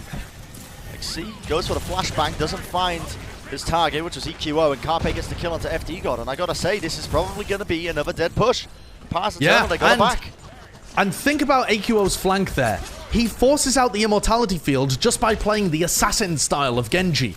And if you force out Immortality Field and you can go back in with Blade, if it had been needed, then EQO would have wiped them, because the main counter to him has been expunged from the battlefield already. I'm loving this EQO style of Genji more and more as we go on. It's super intelligent. It's so cool to see the stylistic differences as well between these two teams. Really playing out. Carpe, he's got his ultimate. It's enough to really disrupt as well and contest the point if they need it, because you can see Paris Eternal going for a split approach here. They're actually keeping Bembes on the high ground. Now he's going to be going straight down the middle. The amplification matrix laid down while the high ground has gained. Another Gravitic Flux though, going to be used here by Fury. Sends him up. Mortality Field going to be keeping them alive, but eventually destroyed, but not before Sparkle got the kill into EQO. That might be crucial. If EQO is down, they don't have to worry about their backline being attacked. And Paris can now focus 100% forwards. The Rally Blade and the Supercharger is going to follow. What can Sparkle get done? That's it. The Blade comes out, and that's given so much space for his team to work with. EQO answers with his own, but he cannot find any targets. Has to try and just evade and dodge the damage. He's the last man standing right now on the high ground and the deflect. Sparkle, this mechanical warlord, just able to just find these opening picks, able to just get anything done. And it is just Paris now taking what's theirs. The Philadelphia Fusion, they try to go over to the stalling characters, but not enough. 42 seconds is what the Paris Eternal have claimed in their time bank. Great punish from the Paris Eternal. EQO has been hiding on those flanks the entire time, and Paris eventually managed to catch him out. It took Exy moving over to the McCree. It took Sparkle trying to man-mark him, and finally, EQO falls. Here's our blade. Here we go. This is Sparkle. This is just Sparkle's raw damage. And there's a reason why I said, you know, mechanical warlord, because look at these! The dash melees! It's so stylish to deflect! Oh, I'm getting so giddy just watching this, man. I mean, Genji was one of the primary reasons that I just fell in love with Overwatch, and to see him being played all the time, it's magic before my eyes. I've seen people tweeting already, Brent. Already, with Sparkle only being in the league for, what is it? I don't even know. It's been a matter of weeks. Yeah, a matter of weeks, maybe a month. His birthday's the end of May, so I guess it's been like a month and a week. Sparkle being eligible, people are already talking about whether this guy is the best Genji in Overwatch, as in like historically. Haxal might have something to say about that for sure. Oh, yes. And there's some other great candidates if we think about the history of Overwatch, but the mechanical skill of Sparkle is bonkers. Absolutely bonkers. His knowledge of how long his dashes are going to be, his timing of all of his abilities, and his aim to be able to combo up his shurikens as well. Mechanical Warlord is the right name for this dude. 4 minutes, that's what the Fusion have got to really work with and work around here as they try and make their approach, their attack. And the Powers Eternals defense, as we've already made reference to, was very good against the Vancouver Titans when they were playing on Volskaya Industries. They know exactly the right timings to take. Exi, nice little headshot there. To be building up his ultimate. Pretty tremendous. Fusion now just trying to rotate around the high ground here. I think it's a bit of a fake. They realized that Sparkle would be pulled out, attempted a whip shot, Sparkle's got a dash to disengage, and they're just prodding each other out. This might come down to a first pick coming out from Exi and Carpe, because both teams are kind of tentative. Oh my! Okay, Exi finds the opening, and there's a lot of spray down. Sparkle with the deflect as well, but Carpe gets the better of Exi in the end. It's a 1-to-1 trade. Still winnable right now for the Philadelphia Fusion, and they think so too. Amplification Mage is going to be used here. Bembes falls. No more main tank for the Paris Eternal. Nothing to really stop this damage being pumped into them. And Carpe in the off angles. Look at him go. 2 kills for him. 3 in total if you think about it. And that is going to be a quick point A capture. Really nicely played by the Philadelphia Fusion, recovering after that first pick from Exi. Carpe being an incredibly important piece for the Philadelphia Fusion's puzzle. EQO, he's at 30% of his blade, but Carpe continues to come up with the goods, and the tank line for the Phila Fusion rock solid as ever. But now they have to deal with Sparkle on the defense. Sparkle point B defense as Genji has so far been an uncrackable complication for people to deal with. Josh, here he goes. The blade is going to be used. And how does he get that kill onto EQO? Immediately spotting the vulnerable target. Only 1 kill, but 1 kill is more than often enough to try and stop this push. And Philly seem to agree. Just stopping for the time being, seeing if they can maybe halt Sparkle towards them, get an opening pick. It's what they've done though is so important. If you disengage when Sparkle uses ult, you stop him building up the next one. Because often what Sparkle does is he blades and then he'll build up 50% of his ult in the cleanup fight. Okay, well, I mean, when Exi's hitting shots like that, it really doesn't matter because this next push is dead in the water and Sparkle's already going to have another 50%. But I think thematically and strategically, that was a great decision from Philly. Yeah, it really is. Philly making the right moves, but sometimes you got to account for that extra element, and that extra element is Exi, the same way that Carpe is for the Fusion. Sometimes he can just have those moments of brilliance where he pops off, but Fusion now with a ton of ultimates to work with here. Paris play aggressively, going to use their Gravitic Flux, and that's going to force out the Immortality Field, but it gets destroyed instantly here. Carpe going for a flank, he has the armor pack applied, and look at this Fury finding so much work. EQO now with the blade, 1 kill for him. Might be a second one. The Accretion going to be stopping him in his tracks and haven't been trading it out, but Fusion are looking so dominant right now, in complete control at this point with so much time to work with. Just looking like a Fusion dub right now. Stall Heroes now going to be used as Bembes moves over to the Wrecking Ball. The Immortality Field keeps him up for a brief moment. Exi now over onto the Tracer as well, just to see if he can get anything done. But as the players just tumble and fall onto the point, they quickly get removed from the Fusion. Prioritization. Sparkle has a blade, but he gets caught out. I thought that maybe if Hanbin was able to stay alive for long enough, he might get a chance to use it, but it's not looking like a possibility here. I see no world in which the Paris Eternal are able to do this one. And finally, the Fusion, they cap it up. A beautiful amount of time there. And this map is looking tremendously winnable for them now. 3 minutes, and I believe that was 39 seconds they had to work with. Was indeed, I can count. Nice. Good to see my education didn't go to waste. But you know how that started, Bren? It was another punish on Sparkle. Sparkle got too aggressive trying to build up his blade because Fusion had denied him that ult charge in the previous fight by disengaging. And so Sparkle feels incentivized to go in. He must play aggressive and build up his blade because that blade is the key to holding Volskaya point B. But instead, he goes in, extends his welcome, overstays his welcome rather, a little too long. and he is the first casualty. And with Sparkle down, the Paris Eternal just crumble. You can't rely on XE getting picks all the time. They're just a welcome surprise when they do occur. Sparkle is the key to the Paris Eternal. And if Philly continue to focus him down and take him out of the fights, they will have unlocked this series. They will have unlocked the trophy. Yeah, a trophy that they've been hunting for so long now. The Philadelphia Fusion trying their darndest to not be denied of that victory in a finals. I know the Philly Fusion fans have been clamoring for it for always a team with years infinite now. Potential. Yeah. Always a team that makes it deep. Always the team that falls short at the end. Can I just say as well, how cool is it that EQO is on the primary roster where it may happen as well? Like, consider this as well. EQO, a guy who didn't get much playtime. Well, you know, a guy who this year didn't get much playtime, but he's coming in playing the Genji for them, and he's coming alive. It's beautiful to see. All right, Sparkle and EQO vying over this high ground for a moment as XE is escorted up to his perch where he's going to continue to try and find opening picks on the Ashe. He was pretty decent at doing that previously on Volskaya point A. But this time, yeah, there's only 25 seconds left. And then look at this, EQO trying to find his opening pick. Great halt onto the low ground. Forces out the immortality field, EQO. Okay, just about survives on 20 HP, but that's the go button right there. The Fusion, they press the advantage. Going straight into them. So much damage. Not a lot to work with. Desperation plays as the Amp Matrix is utilized, but it will not stop the Fusion. They will not be denied. And that is going to be that full hold. We've seen every now and then the Fusion are going to be happy with that. And now they have 3.5 minutes, essentially, to just get a single tick. This is looking so good for the Philadelphia Fusion. That was all set up by a really good halt from Sado off the high ground as well.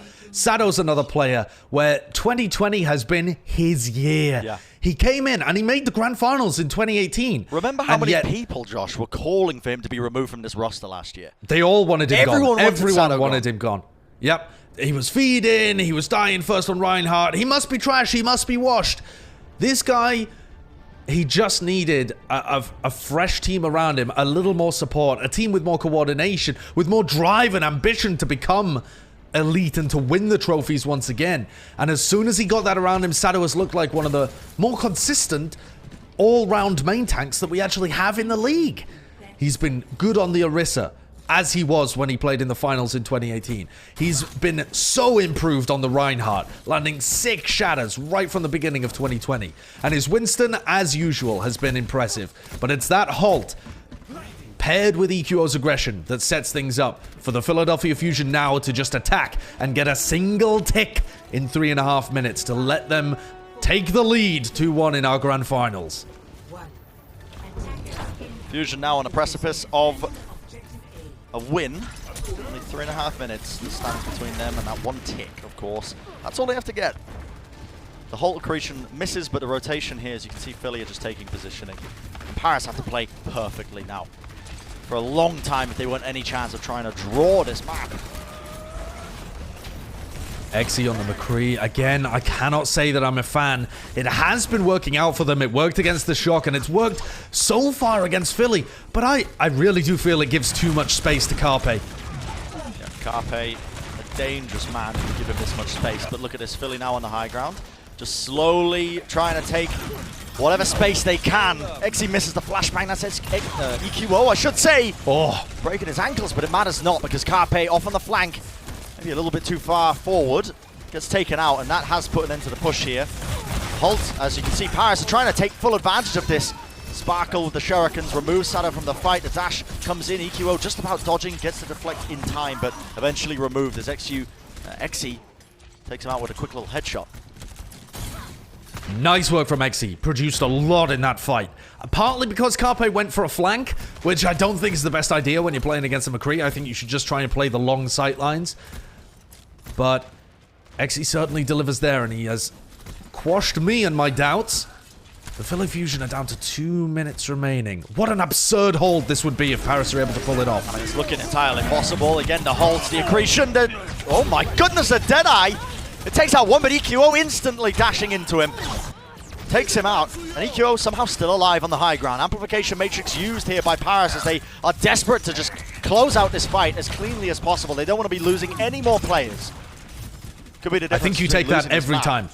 I think you take that every time if you're XE. Sure, one of your primary hit scan players dies, but Fury's gone, that's one shield disappeared, and they win the fight with the Amp Matrix. Now they've got Sparkle's Blade. If they can turn a fight with Sparkle's Blade here, they're actually looking good for the hold. A little bit spread, a little bit staggered in terms of the positioning for Fusion, and now that 3.5 minutes is now only a minute and a half. Sparkle with another Blade moving in. The Immortality Field is denying him, but it does buy his team a lot of space here. Pushes them back. But a well-played, a little bit of a defensive maneuver there by Fusion, because now, Josh, look at the ultimates. This ult bank. They didn't force out anything from the Fusion. This is where they need players to go huge. This is where the clutches have to happen. And this should be the Fusion's team fight to win. This should be where they close out this map. Now they've got 2 picks. They don't even need the ultimates. They don't even need the Blade. Everyone's deleted. Everyone's destroyed.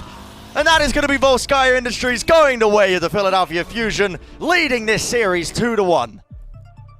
What a spectacular performance from Philly. The veteran presences of Carpe and EQO resurrected from their roles in 2018, and EQO is putting on a show.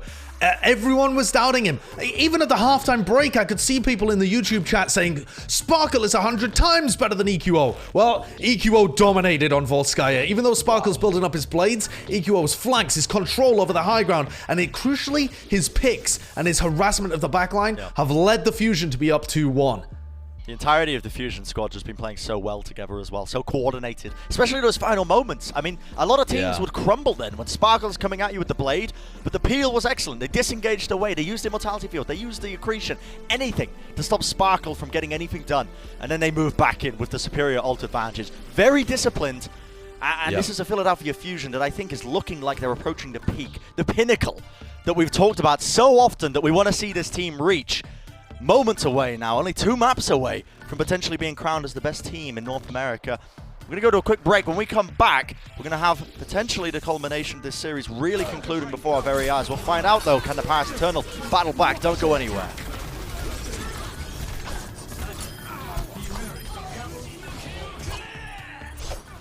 Coca-Cola is the official refreshment of the Overwatch League.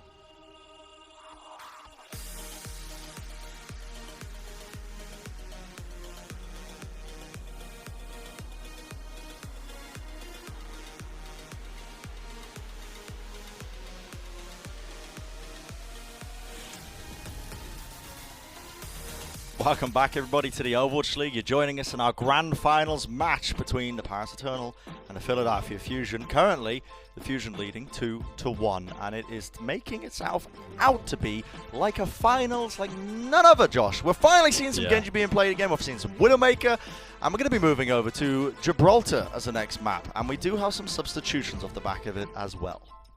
Yeah, Ben Best is going to come out and No Smite is coming in. This is all standard. This is all expected. This is the composition, or rather the roster, that Paris always run when they play on Watchpoint Gibraltar.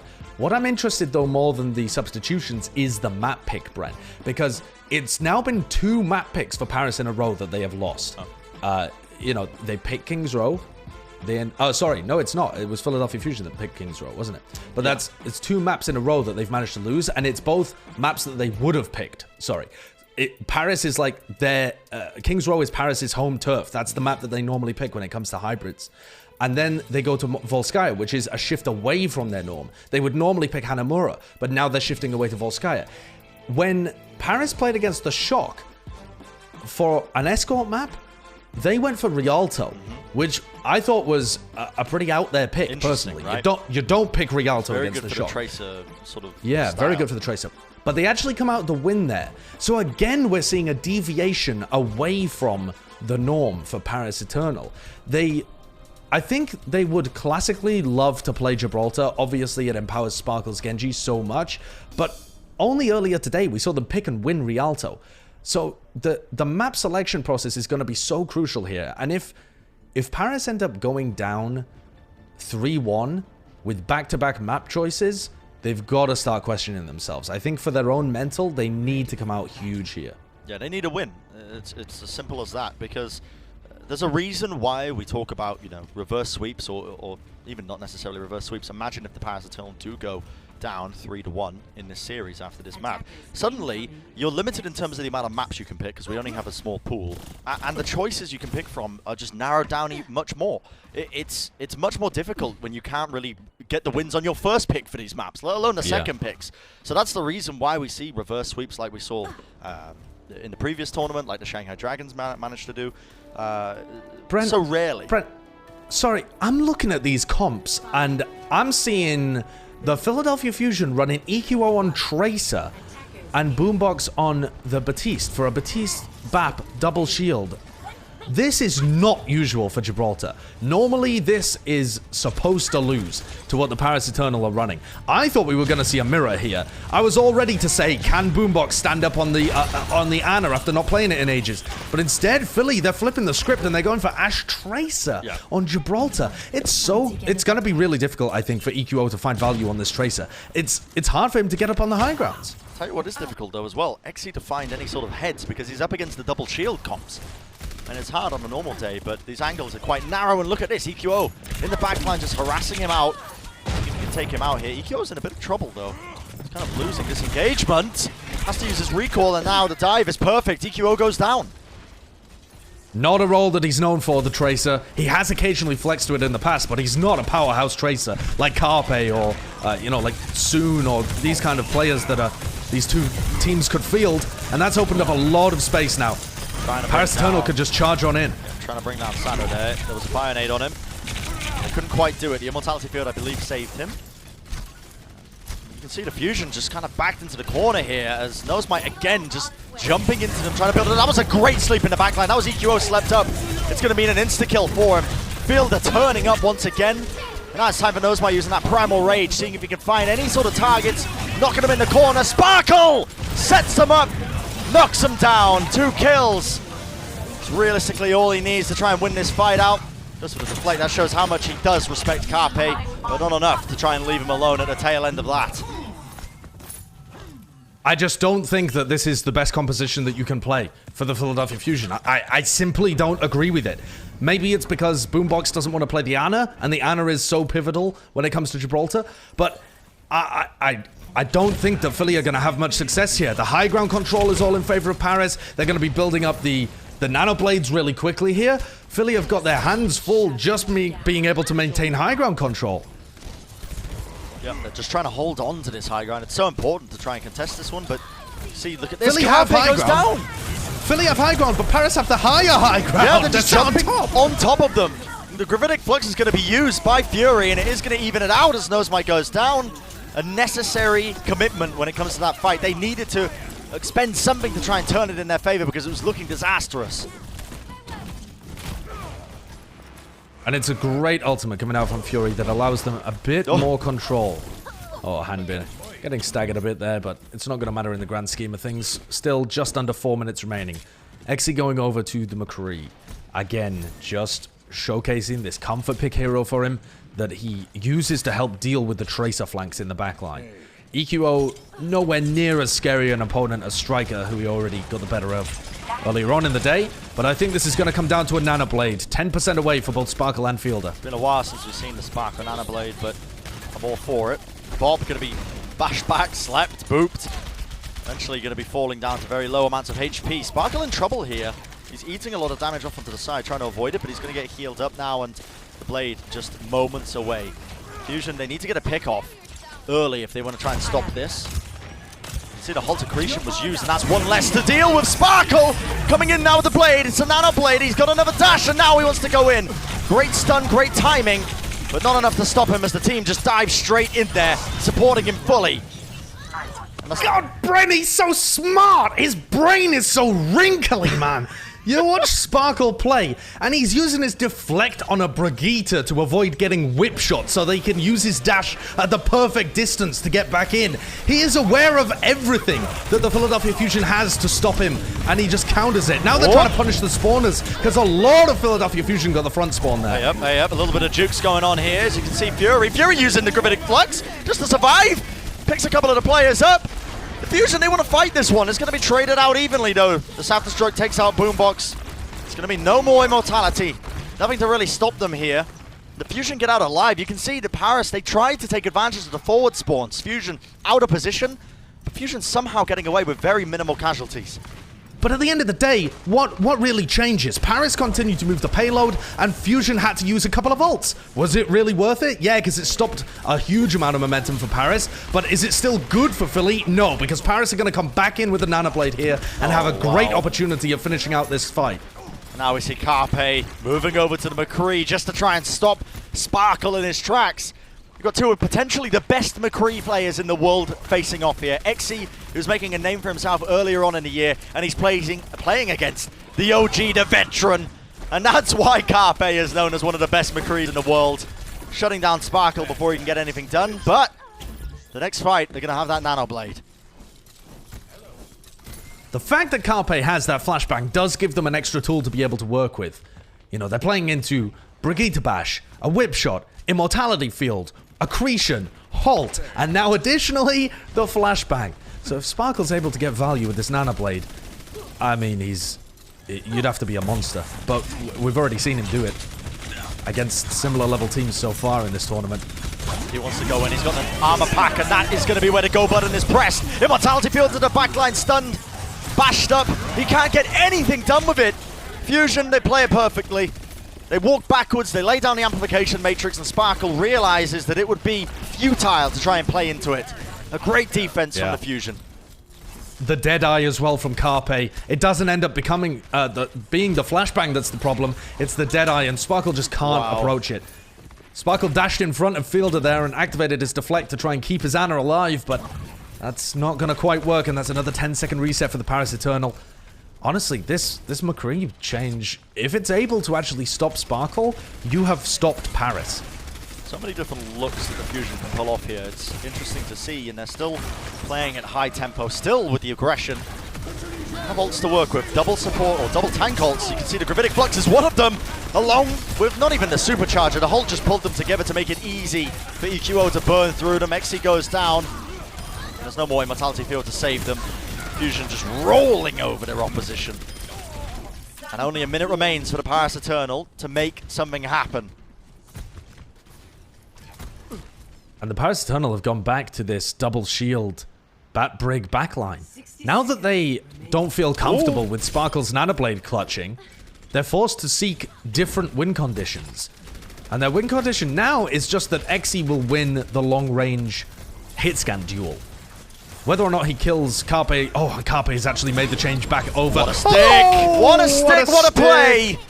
EQO finding that one. Carpe making the switch over to the Widowmaker just to assert his dominance. And this is the Fusion that was promised. Finding their footing. Only 30 seconds now for Paris Eternal to make anything happen, and Sparkle is nowhere near a blade. Carpe just changing that single hero, changes the entire dynamic of their composition. When he goes to the McCree, he proves that he can shut down Sparkle's nanoblades. Paris are forced to adapt. Exy goes over to the Widowmaker. Carpe swaps to the Widow. And now a lot of ults up here for the Philadelphia Fusion. Yeah, using how on earth did Paris win? How Matrix committed. Paris cannot play in the line of sight of this. They will get deleted. And now the rally just to move forward as well. Alarm wants to lead the charge for his team, moving into the fray. Yoink together though, an opportunity maybe, potentially a chance. But Sparkle, the accretion is going to be pushing him backwards. And now it's a gravitic flux just to lift them all into the air and back down again. Paris will not be denied though. They move forward with the extra health, the extra armor coming out. And a great shield bash from FD God stops EQO, takes him out. Carpe now forced to try and go sicko mode. Moving onto the flanks, but he's being pressured as well. Supercharger, down on the ground. The Paris Eternal are rolling this one in for free. Exy, so much space to work with. Somebody's got to contest, someone's got to touch this one. Yoink together, Sparkle now moving over to the Doomfist. And the punches are elite, the damage is overwhelming. Can anyone stop this man? It doesn't feel like they can. Sparkle with so many to seal the deal. And the Paris Eternal in the overtime are able to cap it up. That's absurd. It takes a certain kind of roster to clutch out against the Fusion. Ridiculous. Oh my god. Alarm moving forward with his rally, just trying to make sure that they get the early picks and seal the deal. But the Paris tank line holds strong, and actually, it's FD God who turns the fight around. Despite the fact that Sparkle and Exy were taken out, FD God pops his rally, shield bashes EQO and finishes him off with a whip shot, and it's the Paris Eternal tanks and supports who hold strong in the overtime and push forward with that rally armor, setting up Sparkle for the clutch kills towards the end. That is clutching victory from the jaws of defeat if I have ever seen it. Sparkle again, and this was, I believe, the halt to try and pull them all together, and the uppercut brought them out of the range of the immortality field that was laid down. So they're able to get a lot of those kills off the back of Sparkle, and it's easy to forget he's got the Doomfist. And where's Fusion's Doomfist specialist, you know? Well, he's on the bench right now. It's true, absolutely true. I don't think it's gonna really be a factor outside of those clutch scenarios, but Sparkle comes up huge there. The question now, though, is Paris have essentially been gifted an opportunity to win this map. Really it wasn't looking good for them. The Paris attack was stunted a lot. Philly are still looking really strong. It's a little bit of a stumble towards the end, but generally speaking, that worked out far better than expected for Philly. Yeah, Philly had everything going for them, I believe. The ultimates, the abilities, the rally that they were leading into, but now it's a new dawn, a new day. The Fusion are going to be coming out with their double shield comp. EQO back on the Tracer. Paris Eternal not willing to go up this high ground. You can see them just holding on to it. The card's going to steadily get pushed in, a little bit of progress as the Fusion start to rotate up onto the high ground themselves. Big Bionade connects onto 2. The tank's forced to play a little bit more passive on the Fusion side of things, but it is a bit scrappy. Playing into Exy, where he's got these long sight lines, just trying to lead it in. The grasp from Fury is going to be eating up a lot of those shots. And there's a decent progress being made as well, as EQO is on cart duty. It's a lot of pressure here. A lot of pressure here on No Smite and Hanbin. They have to play things perfectly. Keep the Philadelphia Fusion stuck in the choke points whilst also contesting the card. No Smite has popped his primal and just disengages in time, helping build up field as Nano Boost, and this Nano Blade is now going to be online. This is the role for the Paris Eternal tanks. Delay for the Nano Blade and let Sparkle clutch. He didn't have the blade! That's how much trust they have in Sparkle, and the damage he's put in is more than enough. But the Philadelphia Fusion, they do answer back. Sparkle is shut down, finally. Starting to make these minor adaptations, learning when the timings are going to be up, when Sparkle has the blade, and they know how to play around it a little bit better now as the series progresses. So Fusion have been given an opening. That's a huge opening. Great shutdown play on the star player for the Paris Eternal. And it's going to be a long time until Sparkle gets his blade back up. That's a good 30 to 90 seconds where Philadelphia are going to be able to attack without having to worry about it. Exy in trouble. Exy in trouble! EQO with the beatdown. Pulse Bomb comes down, but it matters not because it's Carpe the one who claims the kill onto FD God. And that means that Paris, they need to play aggressive. But it doesn't matter how aggressive you play because the Fusion will always be ready for you. beating them down, EQO. I mean, the Trace is not a role that he's known for, but he's looking quite clean at the moment. Yeah, looking good on the offense. I would say that he got caught out quite a bit on defense, and it was more to do with Carpe and the tanks keeping the Paris Eternal at bay. But on offense, his job is basically just to push the payload and harass the backlines in team fights. And he's done that spectacularly well so far. Sparkle is really struggling to build up his blades right now. He's only at 40%. Normally he builds them up so much faster than this. And it's because of the lack of Orisa. He needs the Holtz to try and combo it together. You can see that the Paris Eternal are trying to play aggressively here. They use the Nano onto Sparkle. And yes, he's still alive, but they're just pumping everything into him to try and make him build up these blades. But it matters not. The Fusion. They use their ultimates. The Supercharger was expended. And there's a quick little headshot from Carpe. I mean, Exy just got caught unaware. Fusion rolling this one in now. Checkpoint B looks like almost a freebie. I don't know about that. There's going to be a rally and a blade coming up here, and No Smite's got Primal, so this is still going to be a really tough one for Philadelphia Fusion. Large chance of Philly getting reset here if Sparkle's blade cannot be stopped. That's the key, though. They've got to try and shut down the Sparkle blade. They know it's coming. Sparkle blade now, trying to make it work. The Mortality Field is forced out, so he doesn't really get too much done. Not even a single kill. Fusion just played back, but now we're going to see the Primal Rage utilized, trying to push Carpe away from the rest of his team. Self-destruct somehow gets Sado. Not sure how that happened. That might be a kill there. Sparkle quite low, but being healed up eventually. But no, alarm will fall, and Exy is popping off now as he made the move over to McCree a little bit earlier. Exy hitting some crucial shots towards the end, and Sparkle staying alive. Wow. Let's Paris Eternal stay in control. And this, Brent, this is where I'm worried for the Philadelphia Fusion team comp. They've done a great job of making Ash Tracer work so far in Gibraltar. I'll reiterate again for the viewers that this is not what you usually see happen on Watchpoint Gibraltar. Ash Tracer is not the favored comp. Double Shield finds it hard to be able to take the high grounds. And now pushing in through these choke points, No Smite, Handbin, and Sparkle, this is their playground now. They can have control of the high ground. The Nano is going in. Yeah. And the choke points. We're using it on No Smite. Sometimes they prioritize it on Sparkle just to keep him alive so we can build up the blade. Sparkle goes down and they don't get anything done with the Nano Boost here.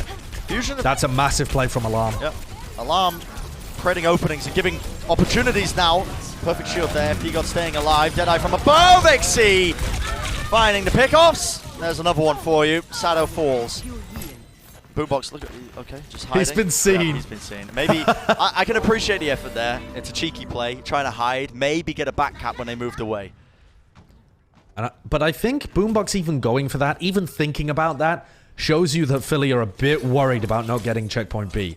It becomes so difficult on Gibraltar if you're attacking with a composition that can't take high ground, pushing into it. Paris is going to have another blade, which, to be fair, the Fusion have done a great job at shutting down so far. But they've also got to pressure Exy on the high ground. The tanks who have Primal available.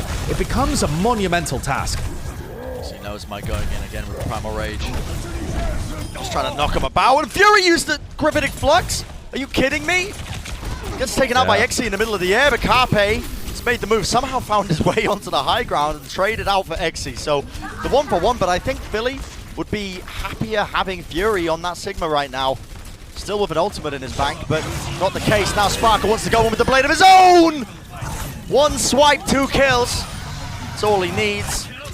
Finds a third as well, just for good measure. And look at him. He wants to try and stagger out Fury. He wants to try and take him out. Not quite. Fury has the boosters to get his way out of there. Are you kidding me? Oof. That was close to EQO being staggered as well. There's only 30 seconds left. Fury has gone over to the Diva, which gives them some ability to contest the high ground. It means that Exy can't just free fire from up there anymore. And Paris don't have very many ults to be able to work with, but this is still tough for Philly. Their positioning is dreadful on the low ground. Exy kills EQO though.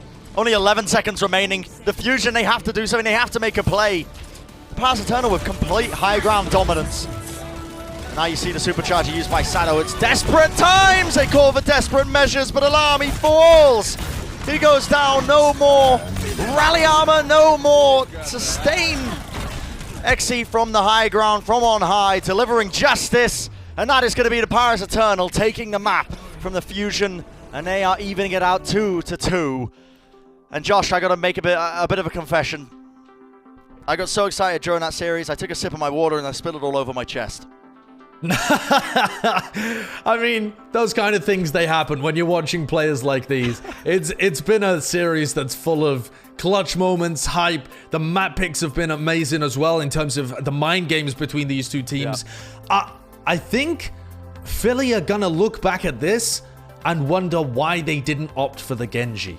I know that maybe they don't really want Boombox to be playing the Ana when Alarm would have been playing it for the whole of the rest of the season. Maybe they think that in some sense their tank line or Carpe is better when they have the double shield, but as well as they did on defense, they were completely stumped when it came to attacking Gibraltar Point B. They were tactically at a loss. Their strategy fell flat, and that's almost entirely because they just could not take the high ground with the Orisa and with the Sigma and with the Tracer. I wonder how much of this comes down to the fact that this is a team that did prepare more for Shock coming into this. And maybe they didn't really expect the Gibraltar pick in the first place. But yeah, that's a very good point. Could come into play. We'll find out, though. I mean, this series is really heating up, and it wouldn't be a Philly game if it didn't go to map 5. But it's going to go even further than that because it's the finals. It's first of 4 maps at the end of the day, ladies and gentlemen. Do not go anywhere. We're going to be seeing this series out to the bitter end, whether you like it or not.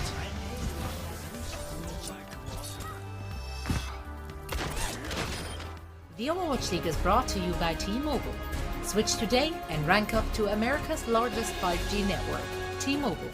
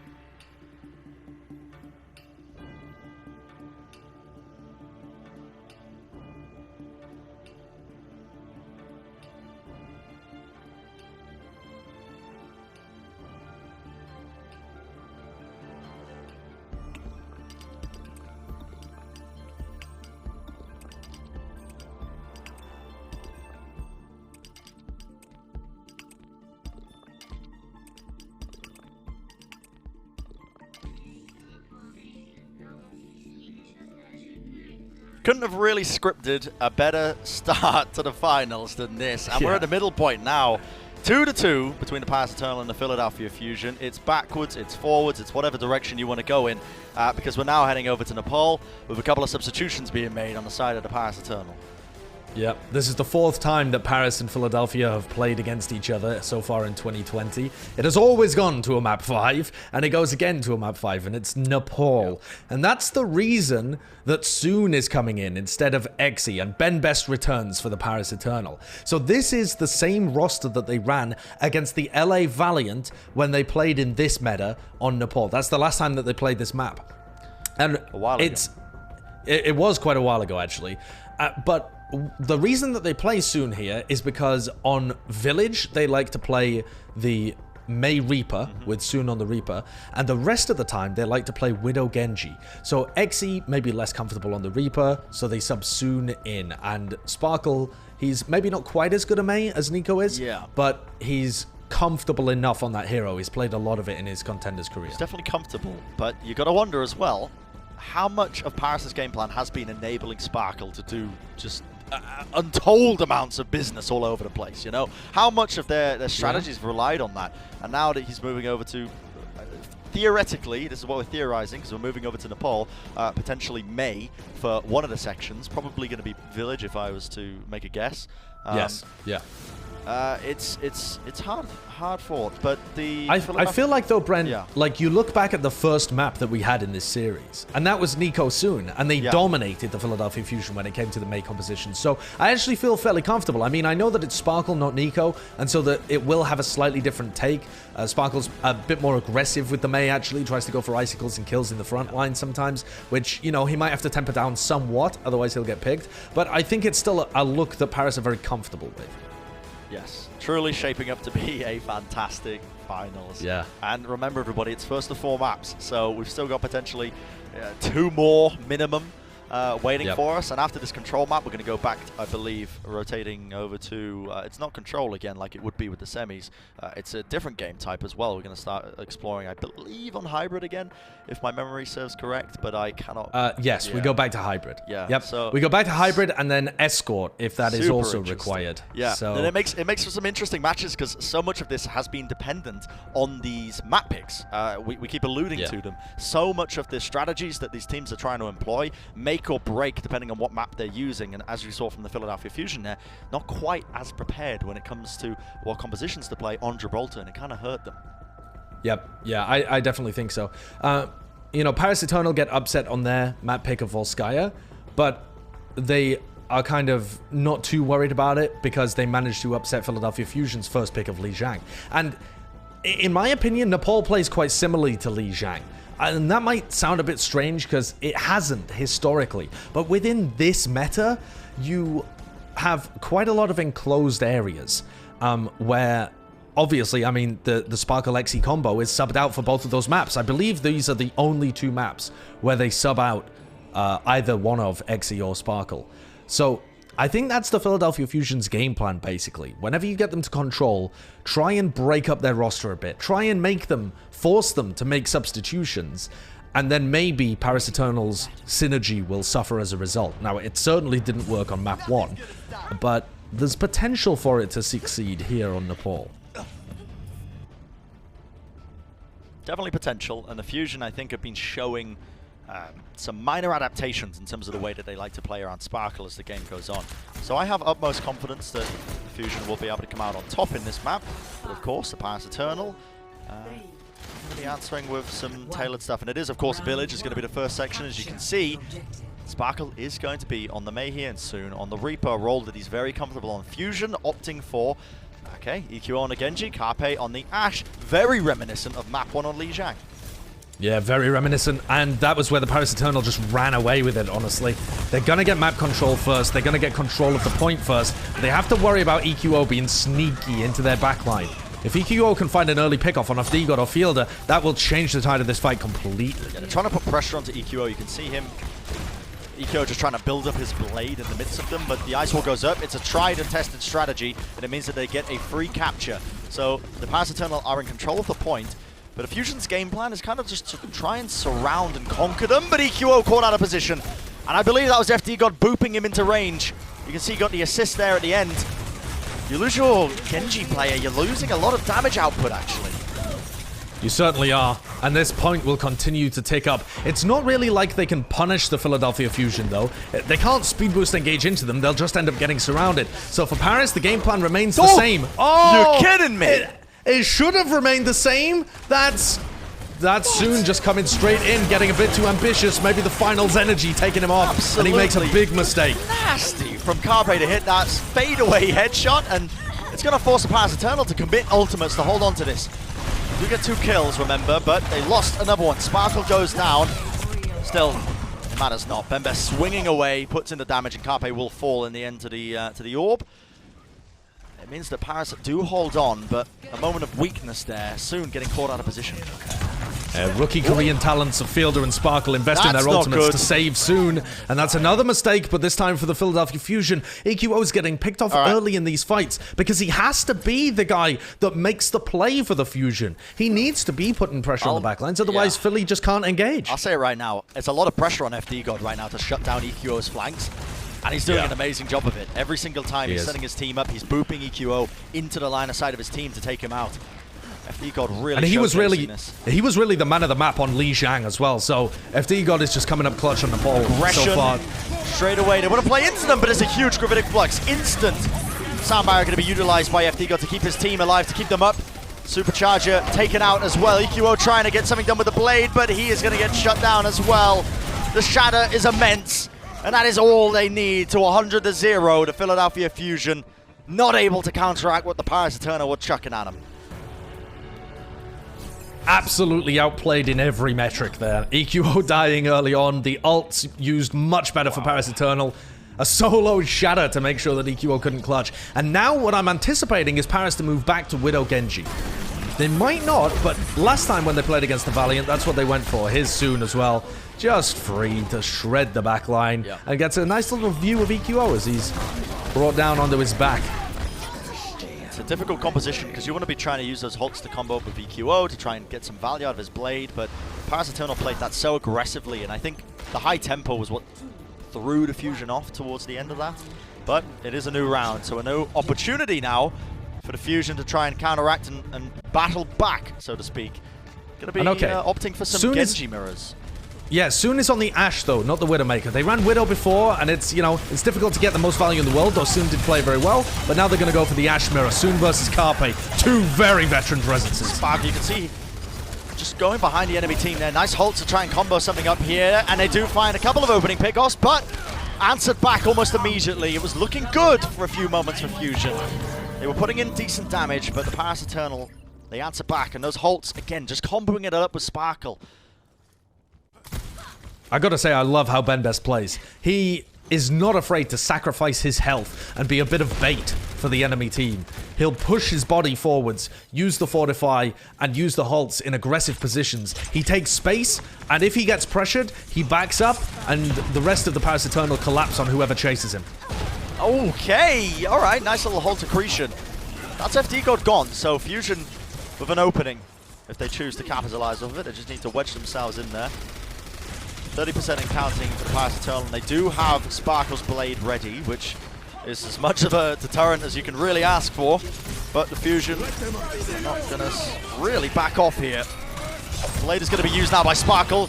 One dash in, finds the pick, goes straight away in there with the dash reset, somehow gets the value that he needed, and the Fusion are going to have to back off and reset.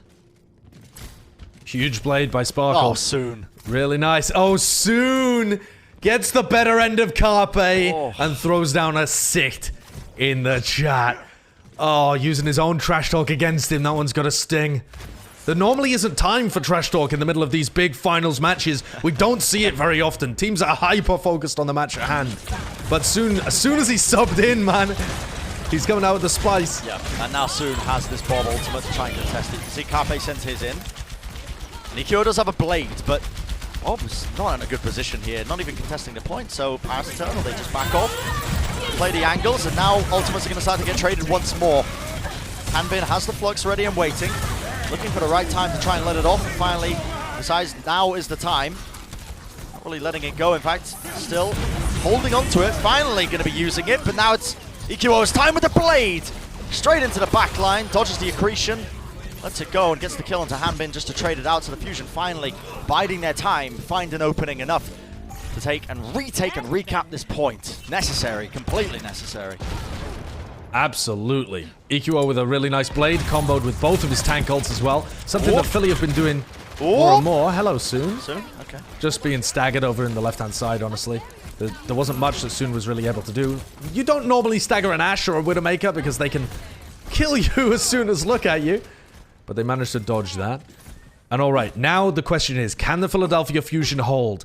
They must hold this next fight against Sparkle's Super Blade. Otherwise, they will go down 3-2 in the series. That is devastating on their map pick of Nepal. It's in potentially final fight territory. Huge pick. Big pick off, and they want to go anyway. They want to try and take this, but Sparkle goes down. The Fusion, they play this perfectly. FD God goes down early. The timing was not there, so Bembest, he couldn't make the decision to cancel his supercharger. He lays it down and wastes the ultimate. That's almost perfect for the Philadelphia Fusion. You could not have asked for it to be better. You repel the push, and the supercharger is wasted.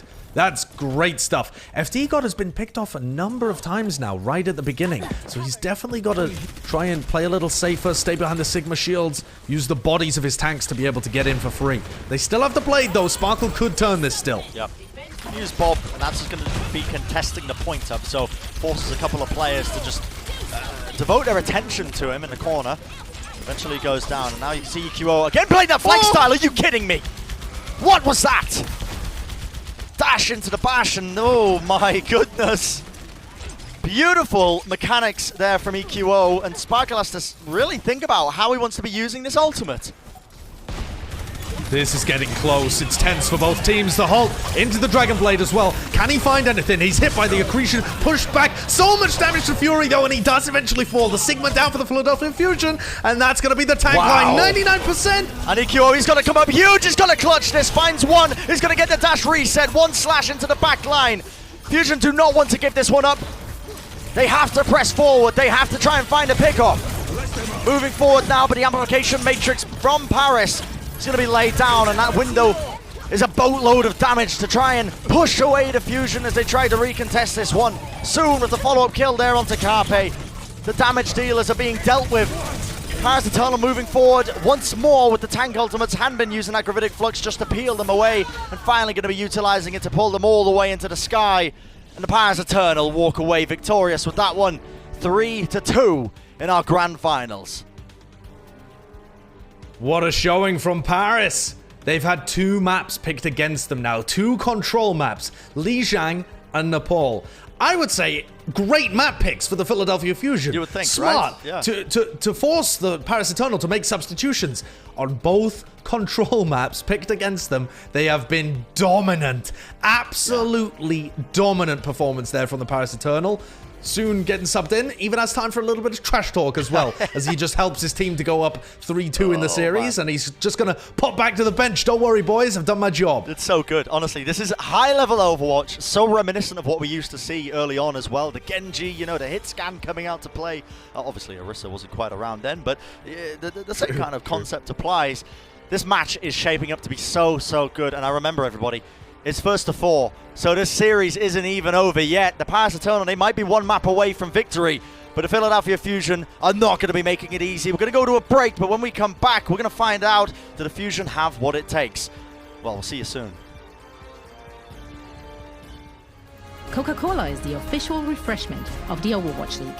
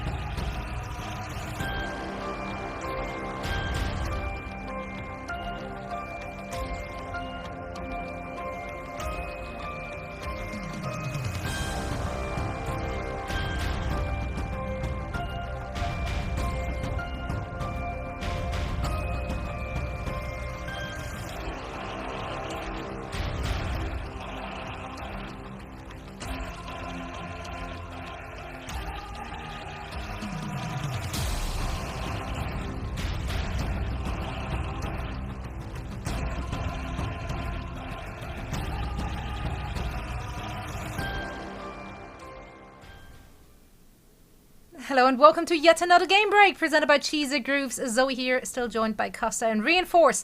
And this last map has just been going in favor of the Paris Eternal, who are looking absolutely dominant on Control. I'm still just so hyped. It's really, really hard to even remember what has been played and what has been happening at the very beginning of this match, because it feels like it's been going on for actually ever. But you guys, of course, remember, and that's why I'm going to hand it over to you. Reinforce, let's walk us through Volskaya. That was map number 3. That did happen some time ago. That was the map pick of Paris Eternal. How do you feel about that map pick, since it was, in fact, the Fusion which came out victorious? Yeah, I mean, I said it in the previous game break, and Costa called this my claim to fame, that I didn't like this map pick from the Paris Eternal, for the reasons on how it really played out, and where Sparkle couldn't really find enough value, as we're showing video clips of him actually fragging out. But throughout the map, I think that this really played into Philadelphia Fusion disengaging and being able to find picks and win these fights over a long amount of time, where EQO could really capitalize. So I didn't like this Volskaya Industries pick at all, and the Philadelphia Fusion ended up winning it in overtime. It got really close, but then in the final fight, for the reasons I mentioned, Sparkle overextended with his blade, and he couldn't just push any further because the Fusion disengaged so beautifully. So Paris Eternal did not win the Volskaya Industries. It was the Philadelphia Fusion. They did indeed. Now, oh, you go ahead, Costa. Sorry, I wanted to just add something onto that. I agree with Johnny on the fact, and Josh hit it on the head really well. That playstyle of the Genji on Volskaya very much heavily is EQO. He's playing very flanky. Yeah. He's not trying to be the main man. He's trying to be the person who's supporting, giving Carpe more space. We keep seeing Carpe taking over this game, especially on Volskaya. Yeah, and then afterwards we did head on over to Gibraltar, and that one went in favor of the Paris Eternal. But what a match it was! And one thing I kind of want to get you guys' thoughts on here is also the fact that we keep on seeing Eggsy switching over to that McCree. Why is he doing it, and do you guys like it? I think the Eggsy McCree seems to be whenever they feel like they can't either handle the Genji or they can't handle the Tracer. So we've seen him doing it bits and pieces. If anything, I think the struggle for the Philadelphia Fusion in this map, though, was EQO's Tracer. It's obviously something that he's okay at, but at this level in the Grand Finals, he was really struggling. He kept getting picked by the Eggsy McCree, and they were all over him. Philly really struggled in the second area of on their attack, just getting anything done. The Nano Blades by Sparkle were just phenomenal. Anytime Philly seemed to get any sort of momentum, Sparkle shut it down. So that was always going to be a hard map for Philly, in my opinion, especially with the roster that they had coming into it. Yeah, I don't completely agree with the Tracer pick, but Bren and Josh already talked enough about that on the cast itself. So yeah, that is one in the books for this series. And I think even though Paris Eternal, they're up 3-2, I still think that the Fusion have a really good chance of winning the rest of this series. So it's still close, even though we have some of these maps where Paris looks really dominant. How is their mental going to look like after Nepal? I mean, let's be honest here, guys. Yeah. That was kind of a complete shutout. Control just looks so good for Paris Eternal. They play these brawl comps. They seem to just have everything on lockdown. Philadelphia doesn't really seem to have an answer to this Reinhardt style that the Paris Eternal are playing. And I'm really interested to see, there is a world in which we go to map 8 if there is a random draw that we end up on Control, if Philadelphia are going to be able to overcome that hurdle. But that's a long way away. So I think as we head on to different map types, it definitely favors Philadelphia Fusion a little bit more. Yeah, for sure. All right, and I believe we had a head-to-head as well between EQO and Sparkle. A bit of a Genji off. Let's see who is taking that one home. Yeah, I mean, it's a bit up in the air, right? Because we're seeing different playstyles play out as well. So, again, I'll say what I said in the last game break, that I don't really like comparing these head-to-heads and isolate them. Because, as I mentioned, we look at Sparkle, and he's usually the one coming out on top with the hero damage done, because he plays so aggressive in these scenarios, and he's the one playing aggressive and setting up Paris Eternal for success. And meanwhile, like I mentioned in the last game break, EQO is playing more far back, and he's able to capitalize off what Carpe is doing to set up the rest of the Fusion for success. So you can see their final blows in favor of EQO, because he's able to clean up on Carpe's damage. But then we see Sparkle with superior damage output, because he is in the front lines and trying to pressure this damage onto the Fusion squad. Now, as we discussed what map might be coming up next, Reinforce immediately said it's going to be Blizzard World, which will be picked. And Costa, that is indeed going to be the case. Xe is in, Soon is out. Your thoughts on that next map? I think we're going to go back towards the Genji Ashe sort of mirror. It'll be interesting to see if Xe leads more towards the Widow like he has been at times. But I think we're going to see very similar mirrors. At that point, it's like, can they shut down Sparkle?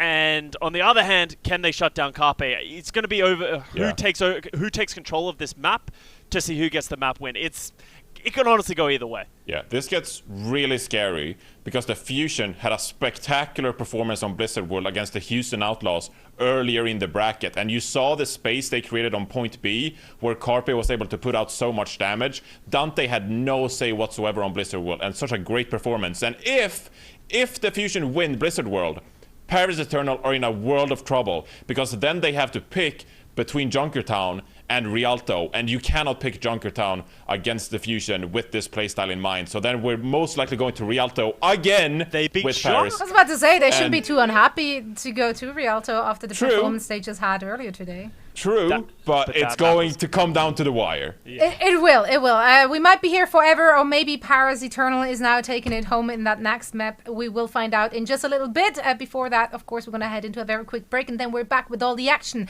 with Sideshow and Bren. The Overwatch League is brought to you by Cheez-It Grooves. Deep flavor, deep crunch. It's a mind crunch.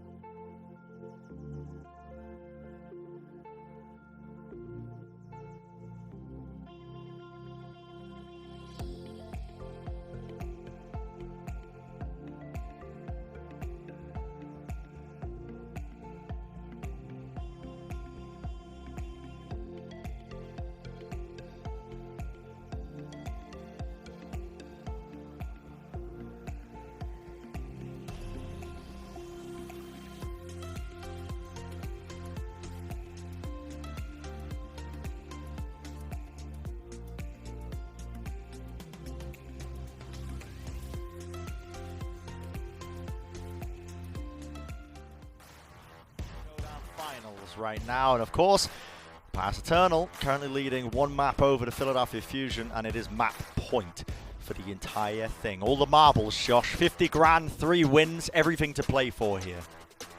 And this map pick has to come up clutch for the Philadelphia Fusion. I mean, their previous one, it didn't work. They tried to send us to Nepal, and Paris answered back with aplomb. I mean, they absolutely demolished the Fusion there. And so I agree with the concerns on the desk from Reinforced from Custer that this next map, it's a really pivotal one. Because not only does it keep the Philadelphia Fusion in the series, but also if Paris Eternal can't close it out here, the map pool gets a little more sketchy the further on we go. Especially when we, if they're not able to get to a draw, and if it all comes down to an escort, like they're saying, they'd have to win and come up with another clutch victory on Rialto. So this is so important. Very This pivotal. is the turning point, a pivotal moment in this series. I mean, the primary reason you have to think is that the Fusion are one map away from going out of the finals. But the other reason is, of course, the map pool just diminishes and diminishes and diminishes and gets smaller the longer you go on and the longer these two teams fight. Now, there have been some substitutions that have been made. Xe is going to be back in instead of Soon. I believe Soon was the kind of he's not the flex player per se, but he's the guy that enables them to play a lot of these unique strategies on the control maps. But now we're heading over to Blizzard World, so back to the tried and tested, back to Xe and Sparkle. And I do wonder what the Paris Eternal are going to be coming out with. I mean, I can imagine it's going to be more Genji, but you never know. Blizzard World has a lot of changes in the geometry of the map. It does, and it's also pretty good for trying to run Tracer Ashe. So we could see the Philadelphia Fusion, even though EQO's Tracer didn't look that great when we were on Watchpoint Gibraltar, we could see them attempt to run a composition like that. I hope that Philly are coming into this trying to run like an Ashe Genji kind of composition, and EQO's style has been so cerebral for the Fusion. It's so clever the way that he takes these flanks and prioritizes on getting picks rather than just crazy damage to build up his blades. It's such a different style compared to what we see from Sparkle. And Sparkle, even though he's the focal player and even though his team is up 3-2 in the series, he has been getting shut down quite a bit by the Philadelphia Fusion. He has not had the same kind of game as we saw him have against the Shock or previously in this tournament where he was just rolling Dallas around. We have a bit of time, Josh, and I think we should go over as well how much this series means to the Philadelphia Fusion. This is a team that has always come so close in the finals throughout the Overwatch League's history. You think back to the Grand Finals of 2018, a couple of the stage finals, but never quite making it that far. Yeah. It's Season 1 in 2018, Stage 2, they fell to the NYXL in that stage finals. They fell in the Grand Finals to the London Spitfire. In 2019, they fell to the San Francisco Shock in the semifinals. And then, most recently, in the May Melee, they only made the semis before going out against the Florida Mayhem. This is a team with enormous potential, but even in their super team iteration of 2020, they have not found a single trophy, a single title to their name. And immediately we have a pause as soon as Philly come out with their Genji Ashe comp. Wouldn't be a finals without a pause. And yeah, Philly going out with the Genji Ashe. This is Fusion's time to strike back. This is their time to prove that they are, the super team that the fans are promised, that they have built up themselves. And, this meta seems quite nice for them. It certainly does. It allows them to go back to Carpe and EQO, which is how they got to the Grand Finals in the first place. That was EQO playing the Hangzhou at that point, of course, but his Genji was a classic pick for them throughout the 2018 season. This is going to be a bit of a technical pause, as Sparkle says in the match chat that Xe's monitor is cutting out. So that's a hardware problem probably that needs some kind of solution to it. But hopefully that doesn't influence the first fight too much, because as Philly approach here, this point A is the one where the Paris Eternal really want to defend. They're also running Xe on the McCree, so we're still seeing this McCree be a bit of a pocket pick for Paris to try and shut down the more flanky style that EQO is going for. It does open up Carpe with these sightlines, but honestly, Xe's been so good at the McCree that the theoretical weaknesses just haven't manifested. Yeah, McCree is Xe's best hero, I would argue, as odd as that is to say. I think I think that's fair. It's the hero that propelled Paris into the top echelons of the teams when it came to when they were playing early on when Xe was on this team. Xe's, I believe, restarting his client as we speak, so we're getting that technical issue solved. right now. And you can only imagine the pressure right now that's on the Fusion's shoulders, as we've already mentioned the stakes coming into this. $50,000 for the Summer Showdown's finals. For the finalist, the person or the team that wins it all, 3 wins as well for the record. I mean, you can't scoff at that. At the end of the day, I think these teams care more about the wins than they would the money, because we've still got our grand finals in the future that are yet to be played.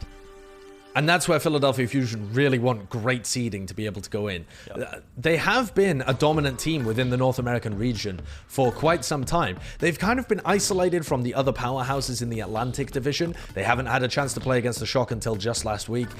They've been playing against Paris a lot, and all of those games have gone to map 5. But still, somehow, Fusion have managed to squeak out the wins in 2020 so far this year. So they're primed to look good for our overall season playoffs towards the end of the year. But there's still some scary teams that you want to try and avoid with the best bracket possible. Yeah. And that's what their number 3 seeding did right in this Summer Showdown. It allowed them to avoid the San Francisco Shock. Yeah, an unreal run for the Paris Eternal, making it to 8. And if you're a fan of both these teams, I'm sure the stress levels are quite high right now, so take some deep breaths and watch this comms check video to chill you out. We'll see you soon.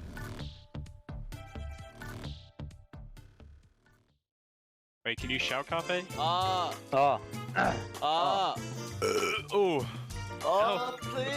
Okay. Don't die today, okay? Never. I'm gonna die. Dude! Why do I have to be such a boomer? My neck is in pain too, dude. Wanna play? Okay, Blase, you want some words of encouragement? Sure, man, tell me. Okay, you want the stick or the carrot? Carrot. Okay, you win this game, I'm gonna get you some baggy. User disconnected from your channel. What? Hello? Sure. I want to go to Japan just so I can go to the arcade and see all of the video games they have. Yes, please.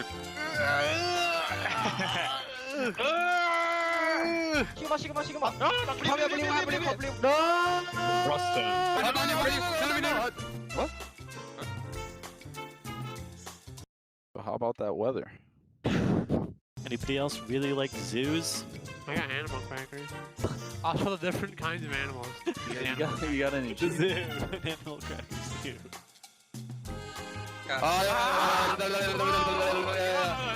Your mother's so nice. Thank you. Your mother is a lovely woman. Let's jump bomb! What's name? Goated? Goated. Means like the best. You know, greatest? Best? Greatest all time? Yeah. Right? Yeah. Go. We are good. We only think about win, okay? Maybe lose, we're gonna eat after the poison, okay? The poison? Okay. No.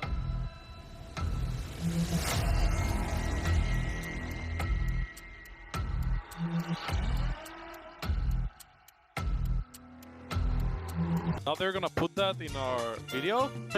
Say something bad to ruin it. No, but use random curse words. If it's bad enough, they won't use it. Wasn't one of the people who makes the videos for Overwatch League was like, you make it so hard for us? Oh yeah. Yeah. Right. My boy. He keeps swearing. I forgot his name, but that's my boy.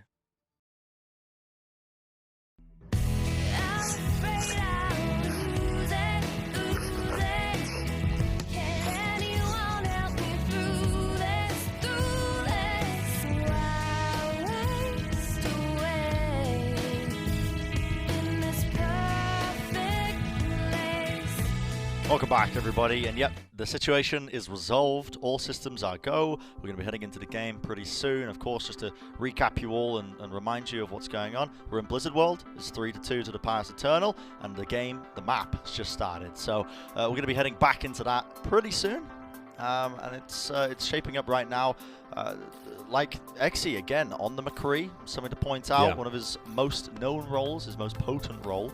And mainly these adaptations that the teams have been making on either side have been quite numerous. Yeah, that's the most important thing to note from these two team compositions as we're about to unpause, is that the McCree from Exi is trying to shut down flanking play from EQO. Let's take a look. Oh, the Halt comes over.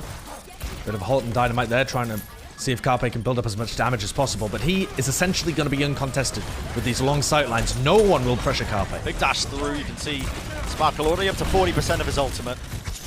Trying to prioritize that blade build up, and EQO just taking an angle. Nice whip shot to peel away.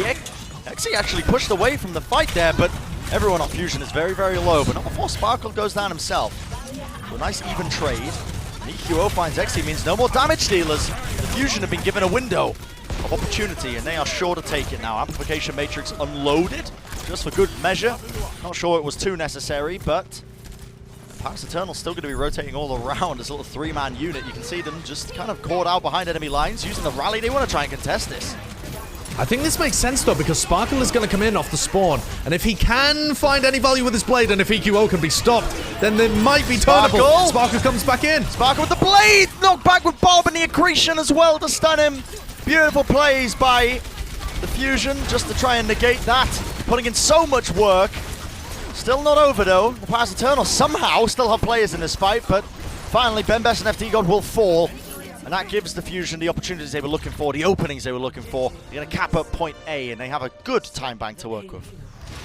Bren, I want to point out a hidden talent that we've kind of overlooked, I think, so far. Sparkle has been shut down on so many of these blades, more so than against any other team. And in my opinion, the biggest reason is because, yes, Alarm is there setting up with a bash, but so is Fury. Fury seems to hit every accretion. And frankly, it's bonkers that we haven't talked more about this guy. That's because true. He's, you know, historically he's been arguably the best off-tank that we've ever seen in Overwatch. But he is hitting some nasty accretions to shut down Sparkle's blades. And if you can take Sparkle out, you have taken Paris out.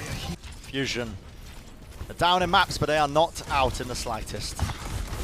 Battling back, trying to gain any advantage they can, and Blizzard World is the playground on which they're doing so. And this card's going to get a bit of free progress, as you can see, but it's hard to push when the high ground is there. Paris Eternal have it. Xe holding it with his McCree, looking out for the flanks. You can see him just drifting from side to side, trying to spot out EQO.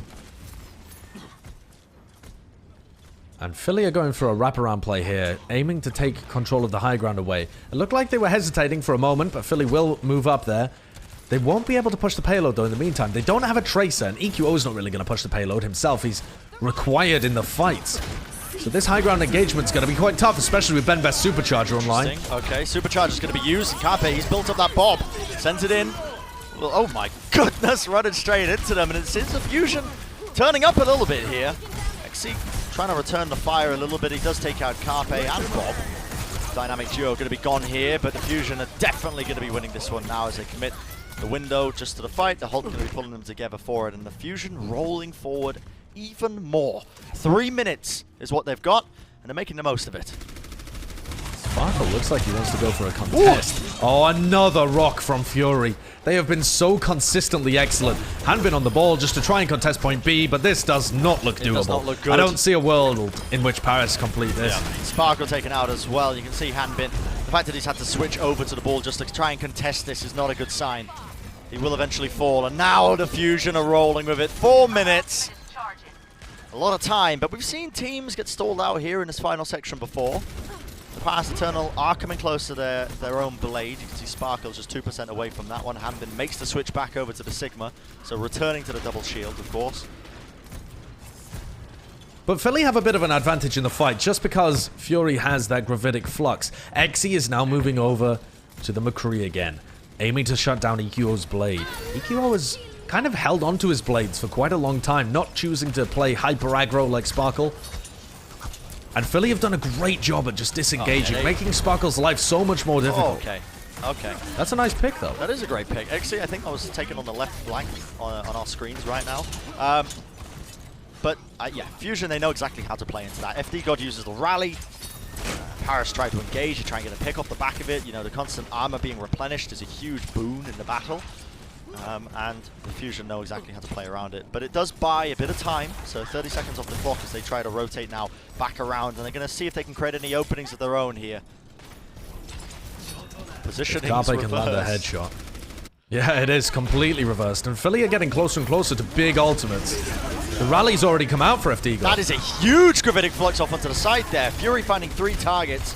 It's an early Immortality Field used, and EQ is still holding onto his blade, remember. And now that that's gone, Spark's going to be trying to make a name for himself as well. Look at this, going straight in with the blade, but shut down again. And EQO with his own blade puts in enough damage for his team to capitalize off the back of it. And this time, again, it's alarm, but it's a halt from Sado. The Philadelphia Fusion are like no other team we've seen at being able to shut down Sparkle. Sparkle has had his way with this tournament so far, and this is the only team that has had an answer. The only team with the coordination and the ability to retreat. Shock have the coordination, but they love pressing aggressively. But Philly, they're more tempered. They know when to retreat and when to back off, and they respect Sparkle, and they have shut him down. Supercharger used here. That's going to force our Hanbin to use that Gravitic Flux just to try and negate some of the presence that Fusion are applying. Supercharger goes down, which may have been one of the goals, and it's going to remove a bit of the bite from the Fusion as they try and push this one in through the side. The Fusion be bit off a little bit more than they could chew there, as you can see. Xe with the Deadeye as well. Way too much damage to try and negate and push through, along with that amplification matrix. A lot of ultimates used by Paris there, but necessary to try and stop the push. Absolutely necessary, and they'll still have their Bongo Blade coming up for the next fight. I can't decide, Brent, whether I prefer Bongo Blade or Super Blade, but Super either Blade way, it's kind of reminds me of Super's Genji, which no one should be reminded of. Absolutely true. That's a good point. We'll stick with the Bongo Blade then, because that's what Paris Eternal are looking for. The extra damage applied to Sparkle. When you combine that with FD God giving him the rally and Inspire healing is huge. And Hanbin is off on a weird angle, meaning that Benvest does not have help. Okay, but Xe immediately trades it out. He knew he needed to get a pick there, so he takes out Carpe. One carry for another. Gravitic Flux used. Fury trying to even it out. He wants to try and create an opening for his team because only 45 seconds remaining. Sado pulled FD God while Sparkle was blading in the background. Boombox went down, but still the Fusion pushing forward. EQO going to be prioritizing that Supercharger, and he does just that. Blade coming out now, EQO trying to find him though. He's not going to get the Gravitic Flux, he's not going to get his target, which was Hanbin, but he does find 3 kills. EQO showing up. What is that? Ridiculous movement. And that is going to be the completion, the capture for the Fusion with just 21 seconds remaining. But time in the bank, though, and that's absolutely crucial. EQ Ho, actually, that final slice caught Hanbin as well as catching Benvest. So that's the best possible scenario there for EQO's Blade towards the end. And you can kind of tell, the more this series goes on, that if you... Okay, let's take out the control maps. The control maps where Paris Eternal were playing the Reaper May compositions or May Symmetric compositions, if we instead just focus on when Genji has been played, when EQO and Sparkle are contesting on the Genji, it's really been EQO that's had more impact because Fusion are so good at shutting down Sparkle. This backline, this tank line have just been so coordinated at making sure Sparkle gets 0 value, and it sets EQO up for these ridiculous plays where he can just come in from the flank, find individual picks, and also, of course, get blades like this. The fact that he still found value with that. When his dash moved into the wall, he dashed into the wall trying to take out Hanbin. It was off by a millimeter, just slightly off on the precision, but he still made the most of it. His team still pushed in, took advantage of the positioning. Really, really elite gameplay coming out from the Fusion, showcasing why, yeah, they may have been the number 3 seed coming into this, but they want to be the undisputed number 1 seed in North America. And it's that veteran savvy from EQO, from Sado, from Fury, that has really helped them so far. Along with Alarm, who must not be discounted from the conversation because his Brigitte has been genuinely game-changing for the Philadelphia Fusion. People doubted him on it at the beginning, but he has just been so good. Paris Eternal's playstyle revolving around Sparkle, enabling him completely. It's been working, it's carried them this far, why not all the way to the end? Sparkle's so low, he needs to be healed up! What is going on there? Okay, Sparkle just taken out. That was just some standard spam damage, not the opening you want if you're Paris. Not at all.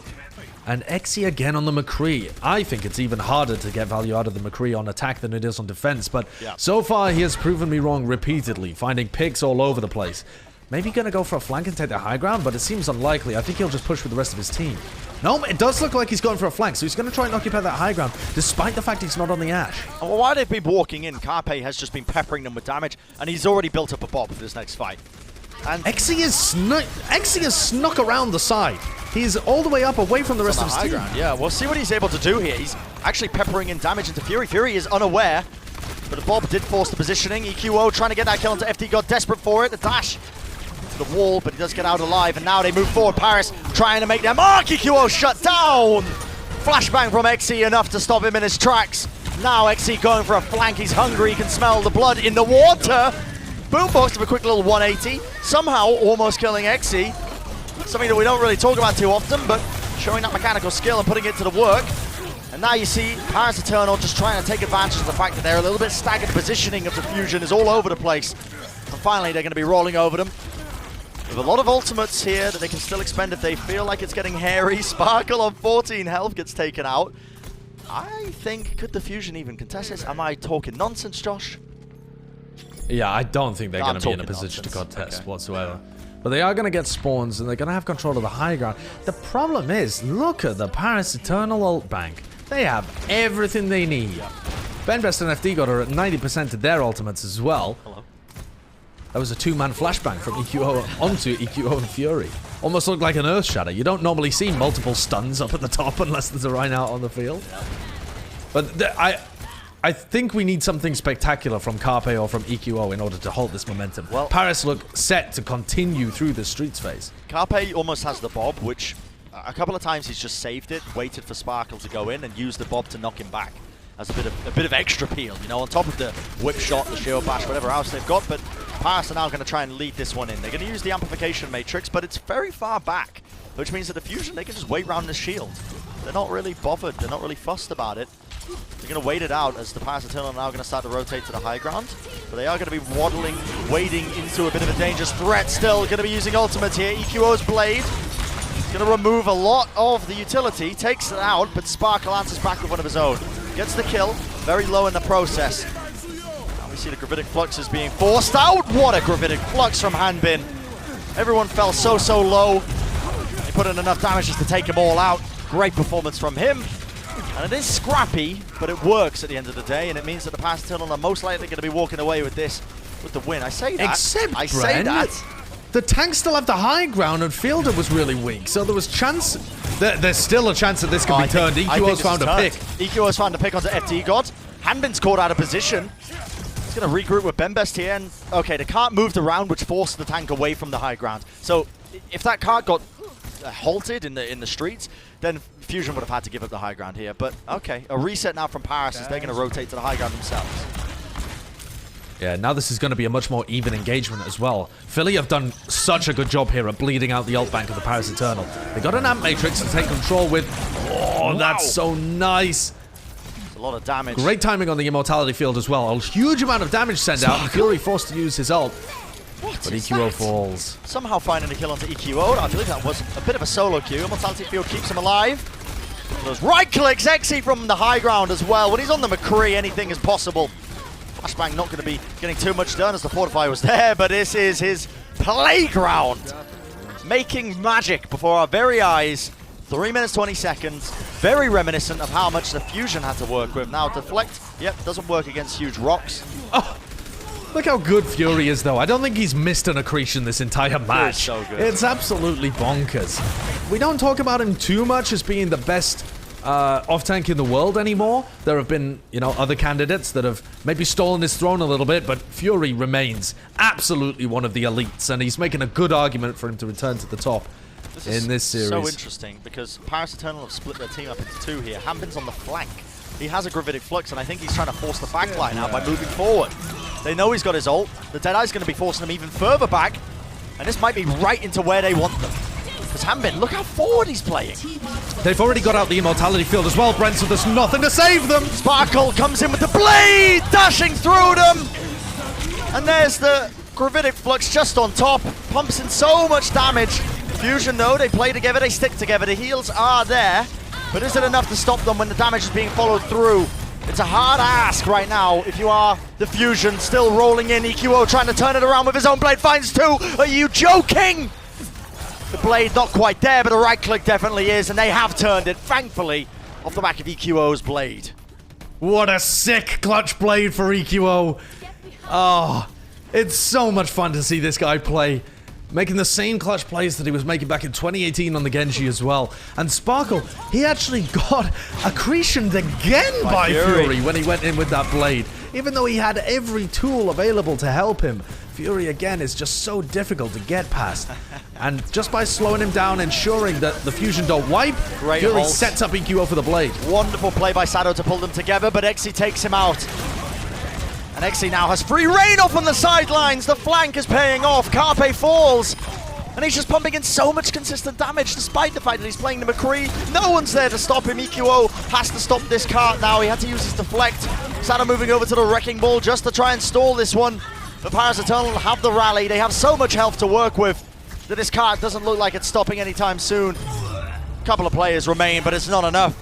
The Paris Eternal get that capture with a bit more time on top. The cherry on top, if you will. Because it's not a huge difference compared to the Philadelphia Fusion. Still, 44 seconds can be the difference between a win and a loss. As the Paris Eternal well know. But the other way around, because they had...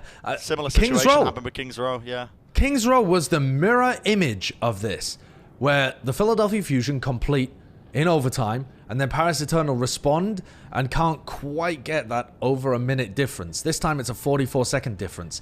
But at the end of the day, when you're playing in hybrid, that time bank doesn't really matter. A difference that small, it still comes down to your attacking execution.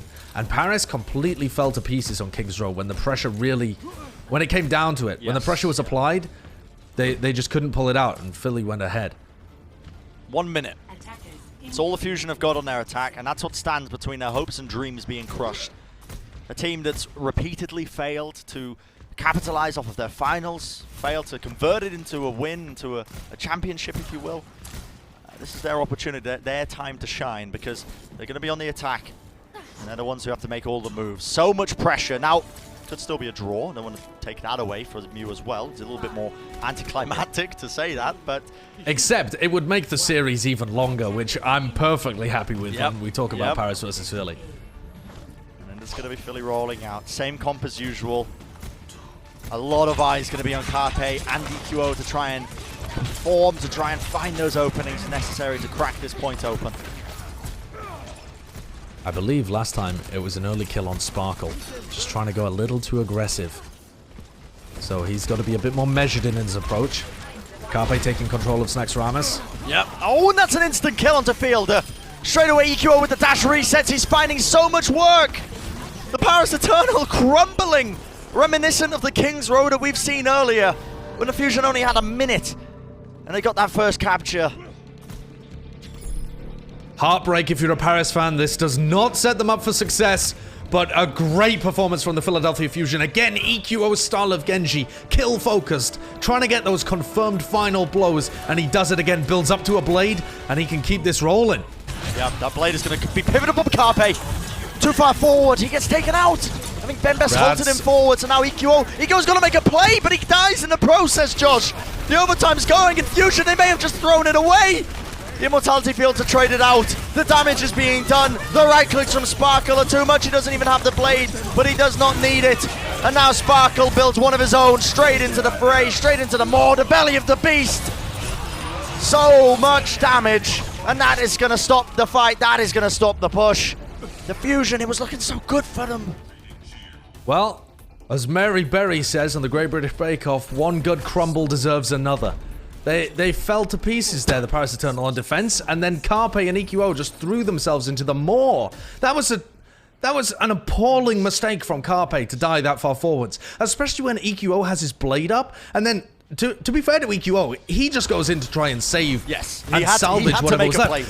But look at Carpe. What is Carpe doing here? What is he doing on this forward angle? Just gets halted and killed immediately, and then EQO's like, right, well, I guess I'm stuck. I've tried to help, but there's nothing more that he can do. He loses somewhat of a duel against Sparkle, but he had his entire team there. They had such a great opportunity, Bren, to snowball that into a large offense. But that just highlights, I think, the level of play between these two teams. These are currently our two best teams in North America. They fought, both of them, tooth and nail to get to this point now in the Summer Showdown Finals. And you can see how one mistake, that's all the team needs to get back into it. One mistake. And suddenly this doesn't look so much like Kings Row. Even though the Philadelphia Fusion were able to capture point A, they didn't really get the payload very far. And so they must be perfect with their defense here.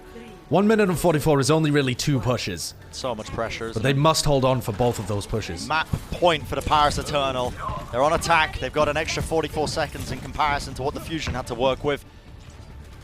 The Fusion, they've got to play perfect, picture perfect, to try and stop this, keep their hopes and dreams alive here. The Paris Eternal may be walking away with it. Rotating forwards, just pumping in a bit of damage. That's spam in between them. Sparkle trying to build up his blade. Carpe on the flank. Carpe, great opening kill onto Exy. That's exactly what you want to see. The Philadelphia Fusion starting things off great. Yep, and now that Exy is gone, it means that EQO can play just that bit more aggressive. No more McCree to worry about, no more flashbang. EQO already up to 60% of his blade. Pumping in so much damage, and those Orissas, a big body to hit with those right clicks. You can just farm up your ultimate all day long. Both Batiste have managed to generate their ult, and EQO leads, although by a slim margin in terms of the Dragon Blade percentages. Really what I'm looking at though is Fury. Again, Fury. Because he has made a large difference in terms of his damage output in there, getting involved in the cleanup. And he's at 90% of a Gravitic Flux. All of these ultimates are so important to ensure that Philadelphia stays alive in this tournament. They must hold. 30 seconds remain. Ults online. The Fusion in the final moments here. 20 seconds away from continuing this tournament run. What? A Halter creation from Fury. Holy moly, they bring down Sparkle, and that was with the damage amplification as well as it went through the window. No more blade. Paris, they have to go now, and they do not have their star player to make it work for them. Rotating around onto the point, it's going to be another Gravitic Flux here, again from Fury. Sends him up, sends him down. Fury, what a play! Superstar level performance as EQO cleans them up, and the Fusion continue their road right now. We are going to the final map here in this series, and I wouldn't have it any other way. What a stellar performance from the Philadelphia Fusion. Hybrid maps. They don't look as good when it comes to the regulation time. They don't complete with as much time on the point. But that second round, where the clutch really matters, that's where Philadelphia Fusion excel. They live in the clutch. They breathe the clutch. They always have done since their incarnation in 2018. And in the next map, it could be a coronation for them as well as they look to take home their first ever title. They've been so close before, Brent, but they've never quite been in the sniffing distance like this. Yeah, this is so close, isn't it? From Fusion breaking this curse, and potentially from the Paris Eternal just denying it away from them. Yeah. Really, really impressive performance from both of these teams. I cannot wait to see the culmination. We're going to be heading over to the final map in just a moment. Don't go anywhere, guys. Short break. When we come back, the final maps here of the Summer Showdown Finals.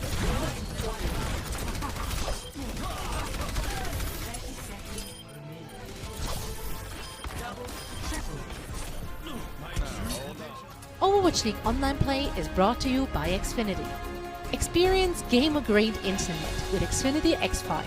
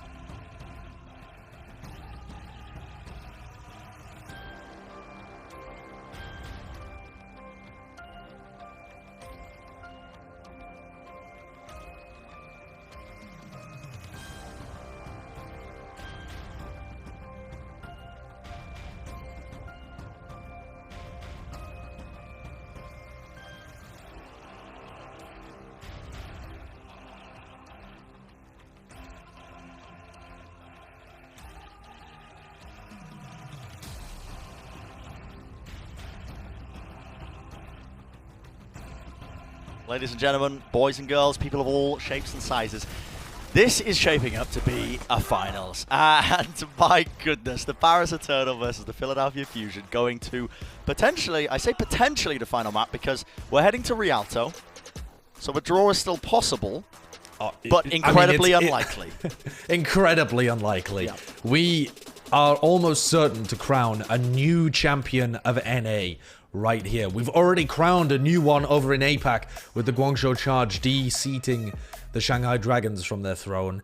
And over here in North America, the Paris Eternal, what a hell of a job they did upsetting the San Francisco Shock. That game was amazing. It went the distance. It had everything you could possibly want from a semi-final. And now they are attempting to do the same again to the Philadelphia Fusion. It's no secret, Bren, that the Shock and the Fusion have been people's #1 and people's #2 teams in North America for the whole of 2020. Yep. They have been dominant in the Pacific and Atlantic regions, respectively.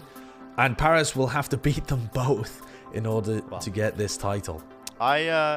Paris came into this as the #8 seed into this tournament. Pretty low down. They had to fight their way to get to this point here. But it's one of the teams that's been steadily improving, and a lot of people not really giving them the credit that they deserve in a lot of ways. But this roster has come together. It's finalized, as you can see. Everyone was waiting for Sparkle to come into the play. And Sparkle has been this pivotal figure, but I gotta give credit to the Fusion because they've just been shutting him down on every single corner. They've recognized what they needed to do, and they've adapted as this series has gone on. They've been spectacular. Two people really stand out for me with the Philadelphia Fusion. It's Fury and Alarm, because they have been so good at being able to capitalize on the moments of weakness, really, for Sparkle. So when he comes in, Alarm always there with the bash, attempting to get off whip shots as well. You can see Sparkle is worried about both of them, and Fury landing the accretions. Now, to me, what's most impressive is the accretions, because Holt's got a large range, and the bash is like a direct melee attack, but for you to be able to time the accretion and throw out the rock, and Fury has landed, I don't know what the percentage is of accretions onto Sparkle, but it's a lot of rocks. Yeah. It's a huge amount. And so defensively, the Fusion have been the best team that we have seen so far in the Summer Showdown. Offensively, it's down to Carpe and EQO, and EQO in particular has been really clever with the way that he's played Genji. But defensively, that's been where the game has changed. And as you see, we're heading on to Rialto here, which is the same map that Paris picked against the Shock. They will pick it once more against the Philadelphia Fusion. This is not a normal Genji map, honestly, Bran. This normally favors the Tracer teams. But Paris have shown us previously today that they can get a lot of value with Sparkle. And it really was Sparkle's play that sent them to that 5th map against the Shock. It really was. His standout performances, the Genji brawl composition that we've been talking about so much. Both of these teams clearly believe that it is the better playstyle. And from what Xy's kind of teasing us with here, Paris Eternal not the only ones that have been making adaptations as the series have gone on. Of course, Philadelphia Fusion have been getting better and better at negating Sparkle's impact, but Xy's there with the McCree now to try and punish EQO's flanking playstyle. This battle between the two teams, the mind games that are in play right now, as we're in our potentially, and I say potentially, but it is, let's be real, the final map here of the Summer Showdowns between the Paris Eternal and the Philadelphia Fusion. My word, has been a good one. Xy is going to have to play like a beast in order to stop Carpe just destroying them here. This is one of the best Widowmaker or Ashe maps that we have in the pool.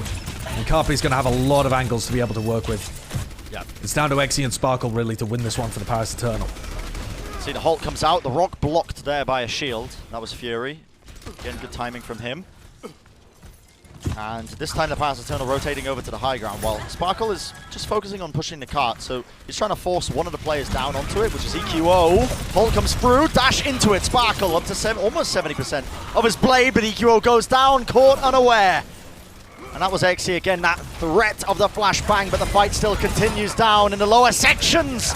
Sparkle dashing through the opposition, slicing and dicing, going straight for the artery. Knows exactly where the weak points are.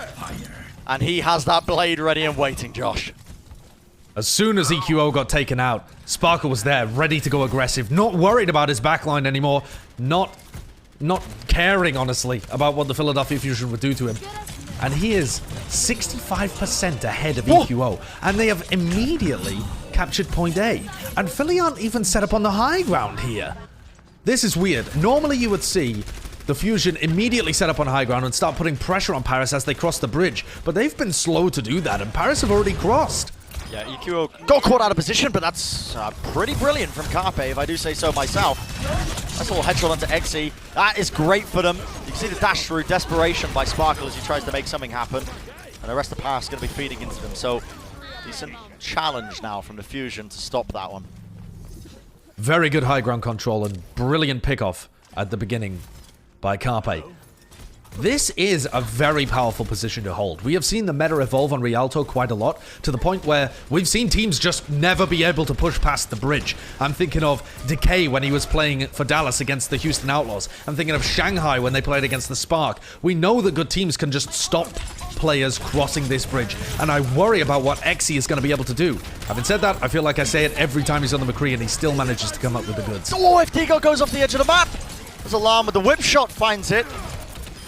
Carpe's Bob, I mean, it is going to go down, but at the end of the day, they've got the opening pickoff. Now, the cart is moving, which should force Fusion to kind of act and drop down, maybe. They're rotating pretty well, and that gives Paris some space. You can see the mind games as they're starting to rotate up onto the high ground, but it is just Ben Best. Wonder what they're playing at. All right, keep your secrets. Just looking to get some cart push here. It would be lovely for them to be able to push the high ground, but it turns out that Philly didn't go for the defense. So just falling back to this corner, and Carpe going down is absolutely huge. Yep, and this is the corner where you need to defend. It's one of the most defensible positions in Rialto. They've lost one of their star players. The blade comes out from Sparkle. Doesn't get too much done, but it does remove the supercharger, and that gives Hanbin free reign once more. Gravitic Flux sends them up and down. And this cart will not stop moving. That's a bit of a brutal defense there. Fury got staggered in the background as well, as you saw there. A little bit disorientating, but Paris now, they've got through one of the most difficult sections of this entire map. Easily got through one of the most difficult sections. With 4.5 minutes, they are attacking point C, and Carpe cannot make mistakes like that. We scolded him for it on Blizzard World, but it ended up not actually coming to fruition. But if he doesn't see the consequences, perhaps he won't learn the lesson. This is a lesson he needs to learn. Trying to put in that damage. The flashbang comes through. It's one piece of utility gone, and that's the rest of the Fusion. Look at that, just diving straight in. Able to find the openings that they needed, the pickoffs, and a pretty good showcase from Fusion. It was looking shaky. I'm not going to deny I was a little bit worried right then for Fusion because they gave up so much ground so early on in this map. The fact that they stopped the bleeding is a good sign. This is another position that Philly should be able to hold, but Fury gets holded off the high ground. That's going to give them an opportunity to take control of the upper levels. Now it just comes down to Paris building up ults, essentially.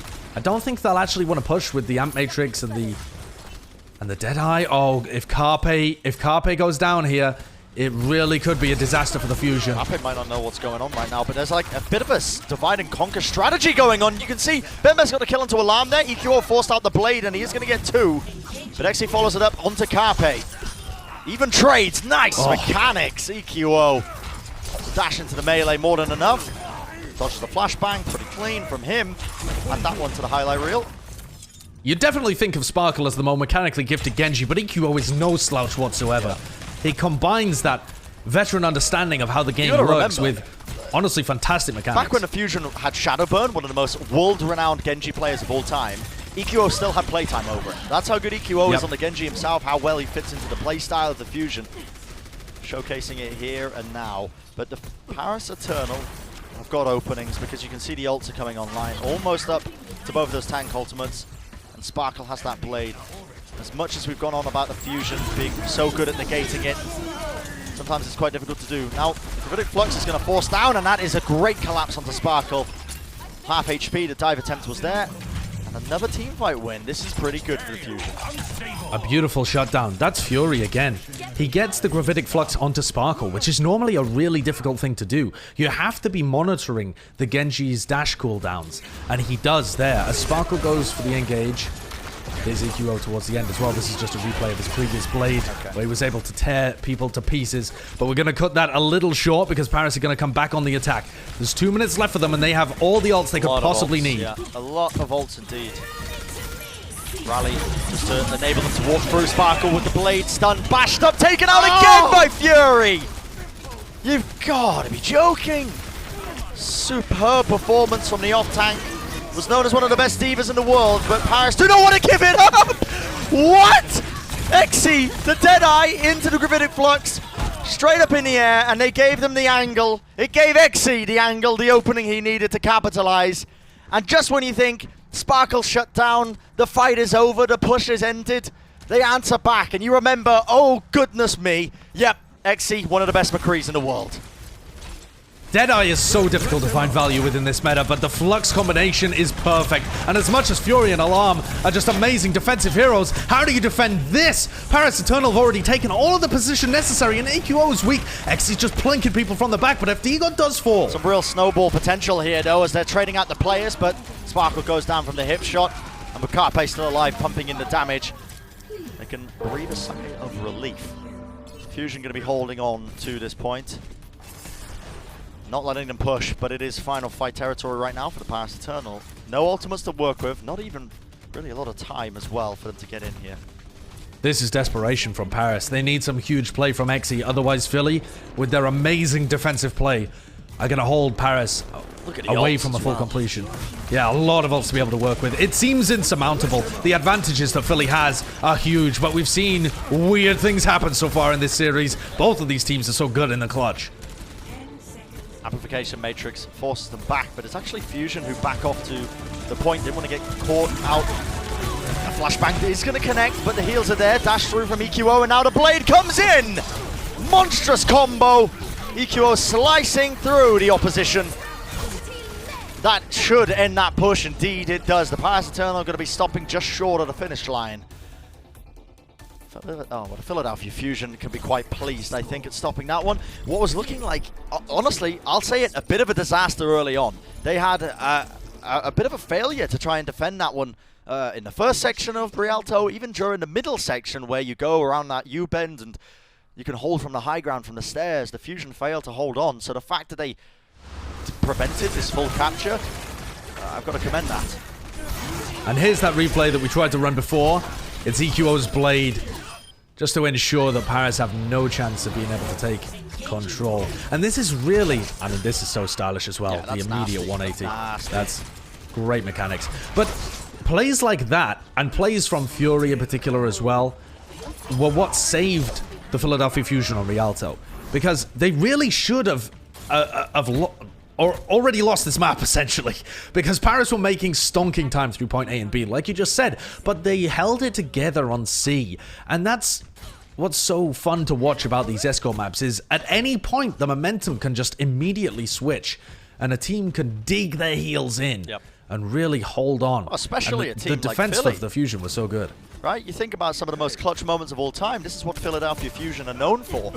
Is, you know, when the whole world is against them, they turn their back on it and they say, no, we will not go down.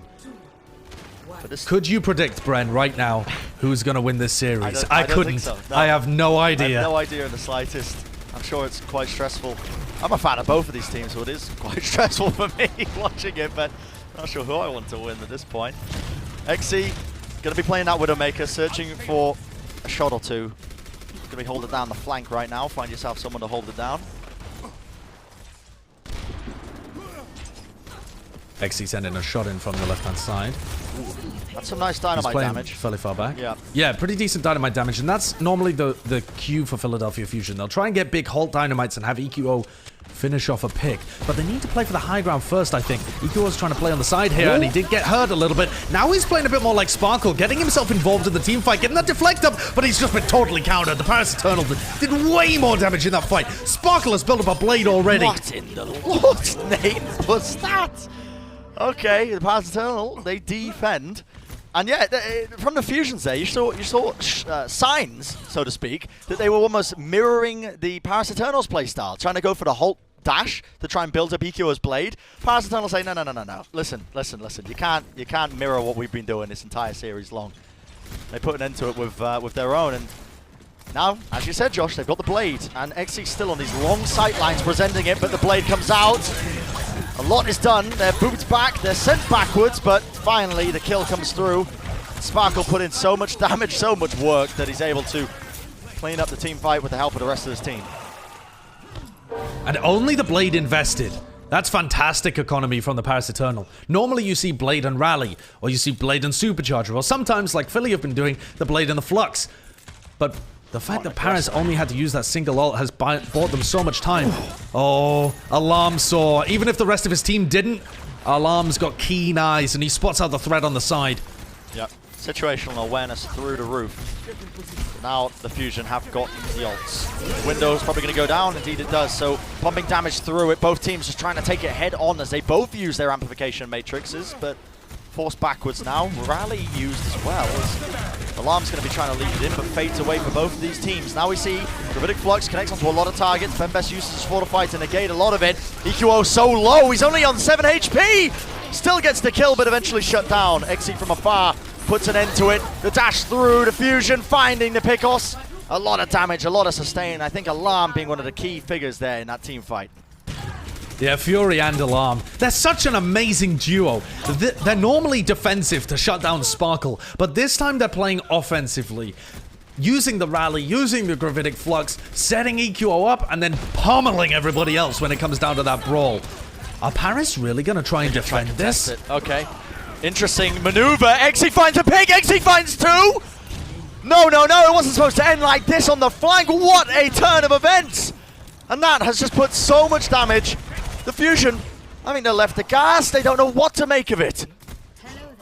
That should not happen. That should not happen. Xe takes a team fight into his own hands. Paris had taken so much damage just to be able to approach, and here it is, the replay. Boombox had no idea, and EQO, that shot, his head only presented for a minimal amount of time. And now that has ruined the Philadelphia Fusion. They are going to have double support ults, but nothing else. 30 seconds, Josh. That's all they've got. In the Fusion, they've got to get past this incredible sightline that Xe has. The infra side is up. And Paris Eternal. Oh, Bren. Close to this Bren, blade. How cruel for Fusion to come so close yet again in a finals. And to have it ripped away from them by a clutch play from Xe, it would almost be too much to bear.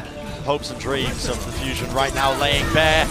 Sparkle wants to try and put an end to it. Blade in hand, it's going right down to the distance as the overtime burns through. The Fusion need to find an opening. Sparkle now moving through, but Xe's on the flank. The headshot onto Carpe. One of their star players taken out early. And Boombox just left to his own devices in the sidelines. He goes down to Fusion. Only a couple of players left remaining. EQO's got to come up huge right now. Everyone is weak. EQO with the blade, pulls it through, builds it up. Will it be enough? 1 kill, 2 kill. Are you kidding me? EQO now finds it with the third. And now it is overtime. Xe moving over to the Tracer to try and deny, but EQO! What a player, what a star! Unbelievable performance in the overtime clutch, and normally it's Carpe, normally he steps up, but this time, EQO reminds everybody at home why he's still on this roster. I have chills, Bren. That's the single most monstrous clutch I think I've ever seen. Philly come into that fight with no ults. Xe gets the first kill, and EQO somehow responds. The clutch blade at the end as well. I'm in shock. I think the Paris Eternal will be in shock as well. That should have been the series, but EQO has kept them in it. He's handed them a lifeline, and now we'll see if the Fusion can take it even further. Supercharger here available for Sado. Yeah. It's BenBest that uses his first. Both teams trade, and EQO again. BenBest goes down, the Immortality Field goes down as well. A lot of openings here. EQO with the dash resets once more. Finding so many opportunities. He's already built up the blade. Everyone is crumbling on Paris, and how can you not? I'm still in disbelief that EQO has clutched that out, and I think Paris are as well. They probably thought that that was the series done and dusted. And now Philly, in stunned silence, they move forwards. EQO with another blade. This could be huge. Boombox as well with a massive amp matrix. That's going to force Paris Eternal to disengage. Hadn't been forced to use his ult, but EQO goes down. EQO going down could be critical. Could be the difference between losing this series and winning it. Sparkle with the blade, but shut down. The shield bash from Alarm. He's always been on point. He's always been there. And Carpe had his back with the headshot as well. Now it is down and dirty. Pandemonium on the point. The final section here, Fury trying to find openings for his team. The accretion going to be used to try and force them backwards, but Paris are not out of it just yet, especially with the Deadeye unleashed. Finding one pig off for them, the flashbang I don't know if that quite connected, but it matters not. EQO tries to force out the blade, but gets shut down. Josh, 30 seconds left. And surely the Philadelphia Fusion cannot do it again. If EQO had held onto the blade, maybe, but he just needed to invest it there. He thinks there's a better chance with 30 seconds remaining of being able to turn that fight than them approach all the way in. There's only 10 seconds remaining, Bren. Benbest has moved over to the Reinhardt, and I think this might be it for Philly. Holds it off the high ground. Could be a good opening, and Carpe finds it. The headshot of the Sparkle shuts him down. The overtime will tick. An opening for them, the Earth Shatter. Last-ditch effort here. Benbest tries to find it, and he connects it onto one. Paris Eternal, finding so many. Xe with the flank of a sentry to flashbang fan the hammer. Reminiscent of a dominant team once before, but here we have it, the Paris Eternal pumping in the damage, shutting down the Fusion, and they denied him of their crown. They denied him of their champion title. The Paris Eternal take the series. Well, the Philadelphia Fusion made them work for it, but Paris Eternal are your champions in NA. That is fantastic. What a series, what a final. What a clutch from EQO to even keep them alive in it in the first place. But Paris, in back-to-back series, pick Rialto and take it away. They take the win over the Shock. They upset the defending champions. They take the win against the Philadelphia Fusion here again. And how cruel Philly fans will bemoan as they were stalled out in the finals of Stage 2 in 2019. They were stalled out in the grand finals of 2018 against the London Spitfire. And then once again, they will be denied a title. My heart... in the Summer Showdown. My heart aches for the Philly. Just the team itself. I know how much this finals probably meant to them, but you got to give utmost credit to the Paris Eternal here. The number 8 seed in the Summer Showdown Tournament. And they come through, making it out. They upset the Shock, and they make it to the finals. And in a 7-mapper, Josh, they take it away, and they are crowned as the best team in North America. What a performance from Paris. Building around Sparkle, enabling him, and despite the best efforts from the Fusion, shutting down Sparkle's blade, negating him almost every step of the way, the rest of the team steps up to the plate. And I can firmly say that they can be so proud of their performance. The champions right now at the Summer Showdown. Ridiculous. Absolutely ridiculous. And I mean, what a performance. Yeah, an unbelievable scene. Let's take a look at EQO capturing point A as well, because that was a monstrous moment in our Map 7. I couldn't believe it. And the series should have ended here. It really should have. And for Paris Eternal to be able to have the mental fortitude and the tenacity to stay in that map. That's what impresses me the most here. Not so much the mechanics of EQO, because they were godlike, don't get me wrong. But for Paris, with so many rookies on this roster, coming from a team Element Mystic, who in the past have been known to choke in high-pressure scenarios, Xe was so solid throughout this series. So solid. And Brent, they are playing with only... Is it only one player who's actually a veteran? They're using a rookie backline of Fielder and FD God, a rookie DPS line for most of the match of Xe and Sparkle, and a rookie tank in Hambin. It's only Benbest who's the veteran presence, and somehow they hold together and maintain the mental fortitude to win this. It's time for our player of the match presented by Xfinity, and it is none other than Xe. I think some of you may be looking at this quite confused. Why not Sparkle? Why not Sparkle? We've been bigging him up all series long. Well, when Sparkle was the one getting shut down, when Fusion stopped his blades in their track, who was the one to step up? None other than Xe. The consistent performer throughout this entire tournament. His McCree shutting down EQO's unique flanking style of Genji, and a beautiful redemption arc as well for the former Element Mystic player. And apparently Xe was ill before Map 7 as well. He was feeling under the weather, and he battled through and came up with clutch pick after clutch pick on the Widow, on the McCree. When it came to that final map of Rialto, Xe was the key player, and he was feeling under the weather. Another player for the Paris Eternal is Fielder. He woke up this morning, presumably, at about 4 a.m. Korean time, because he's still in Korea. And he has stayed awake until, what is it now, about midday? It's 12, it's 12:30, just after noon in Korea right now. And he has managed to stay up and stay performing at a high level until now. What an unbelievable bracket run for the Paris Eternal. And Xe absolutely deserves player of the match here. when one team finally figured out how to shut down Sparkle, and so much credit is deserved to Alarm and Fury for their ability to even do that in the first place, Exi is there. Exi was there, stepping up, putting the team on his back in a lot of scenarios. I can think back to so many moments in this series as well, where if Exi wasn't present, if he didn't hit those headshots, if he didn't keep Carpe in check in some moments, this series may have been a little bit shorter, in fact, much more shorter, because going up against the Philadelphia Fusion, they're no slouches, but again, another finals denied to the Fusion. I say it again, my heart aches for them, because I know, I haven't spoke to them, but I know how much this would have meant to them. Yeah, I absolutely agree with you. It's a heartbreaker for Philadelphia Fusion, but such an enormous moment for Paris as well. You know, it's the scales, right? One team has to be broken in order for another to be crowned. And Paris have done such an amazing job. I want to give another shout out.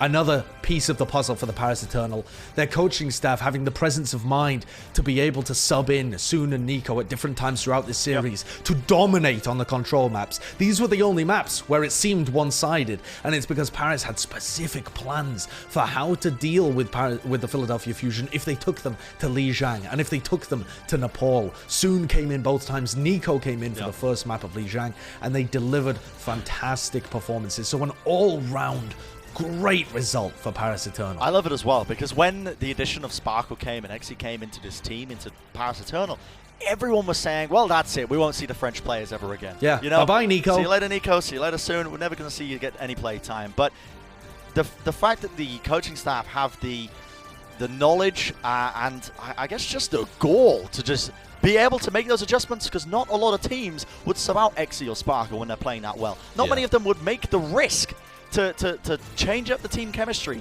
in a moment just for a map. But those kind of substitutions being made, I think, are the signs that the coaching staff, it plays such a massive part in the success of this team overall. You only see the very best of the best teams make those kind of adjustments throughout series.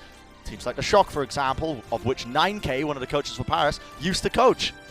Exactly, yeah. A huge upset earlier today with 9K, the former coach of the San Francisco Shock, upsetting his former team as Paris took them down in the semi-finals, and now 9K gets a title of his own. He's the GM, of course, not the head coach, that's Rush, but even so, he's been pivotal, I think, in building this team in the first place, in putting them together, and in their continued success throughout 2020.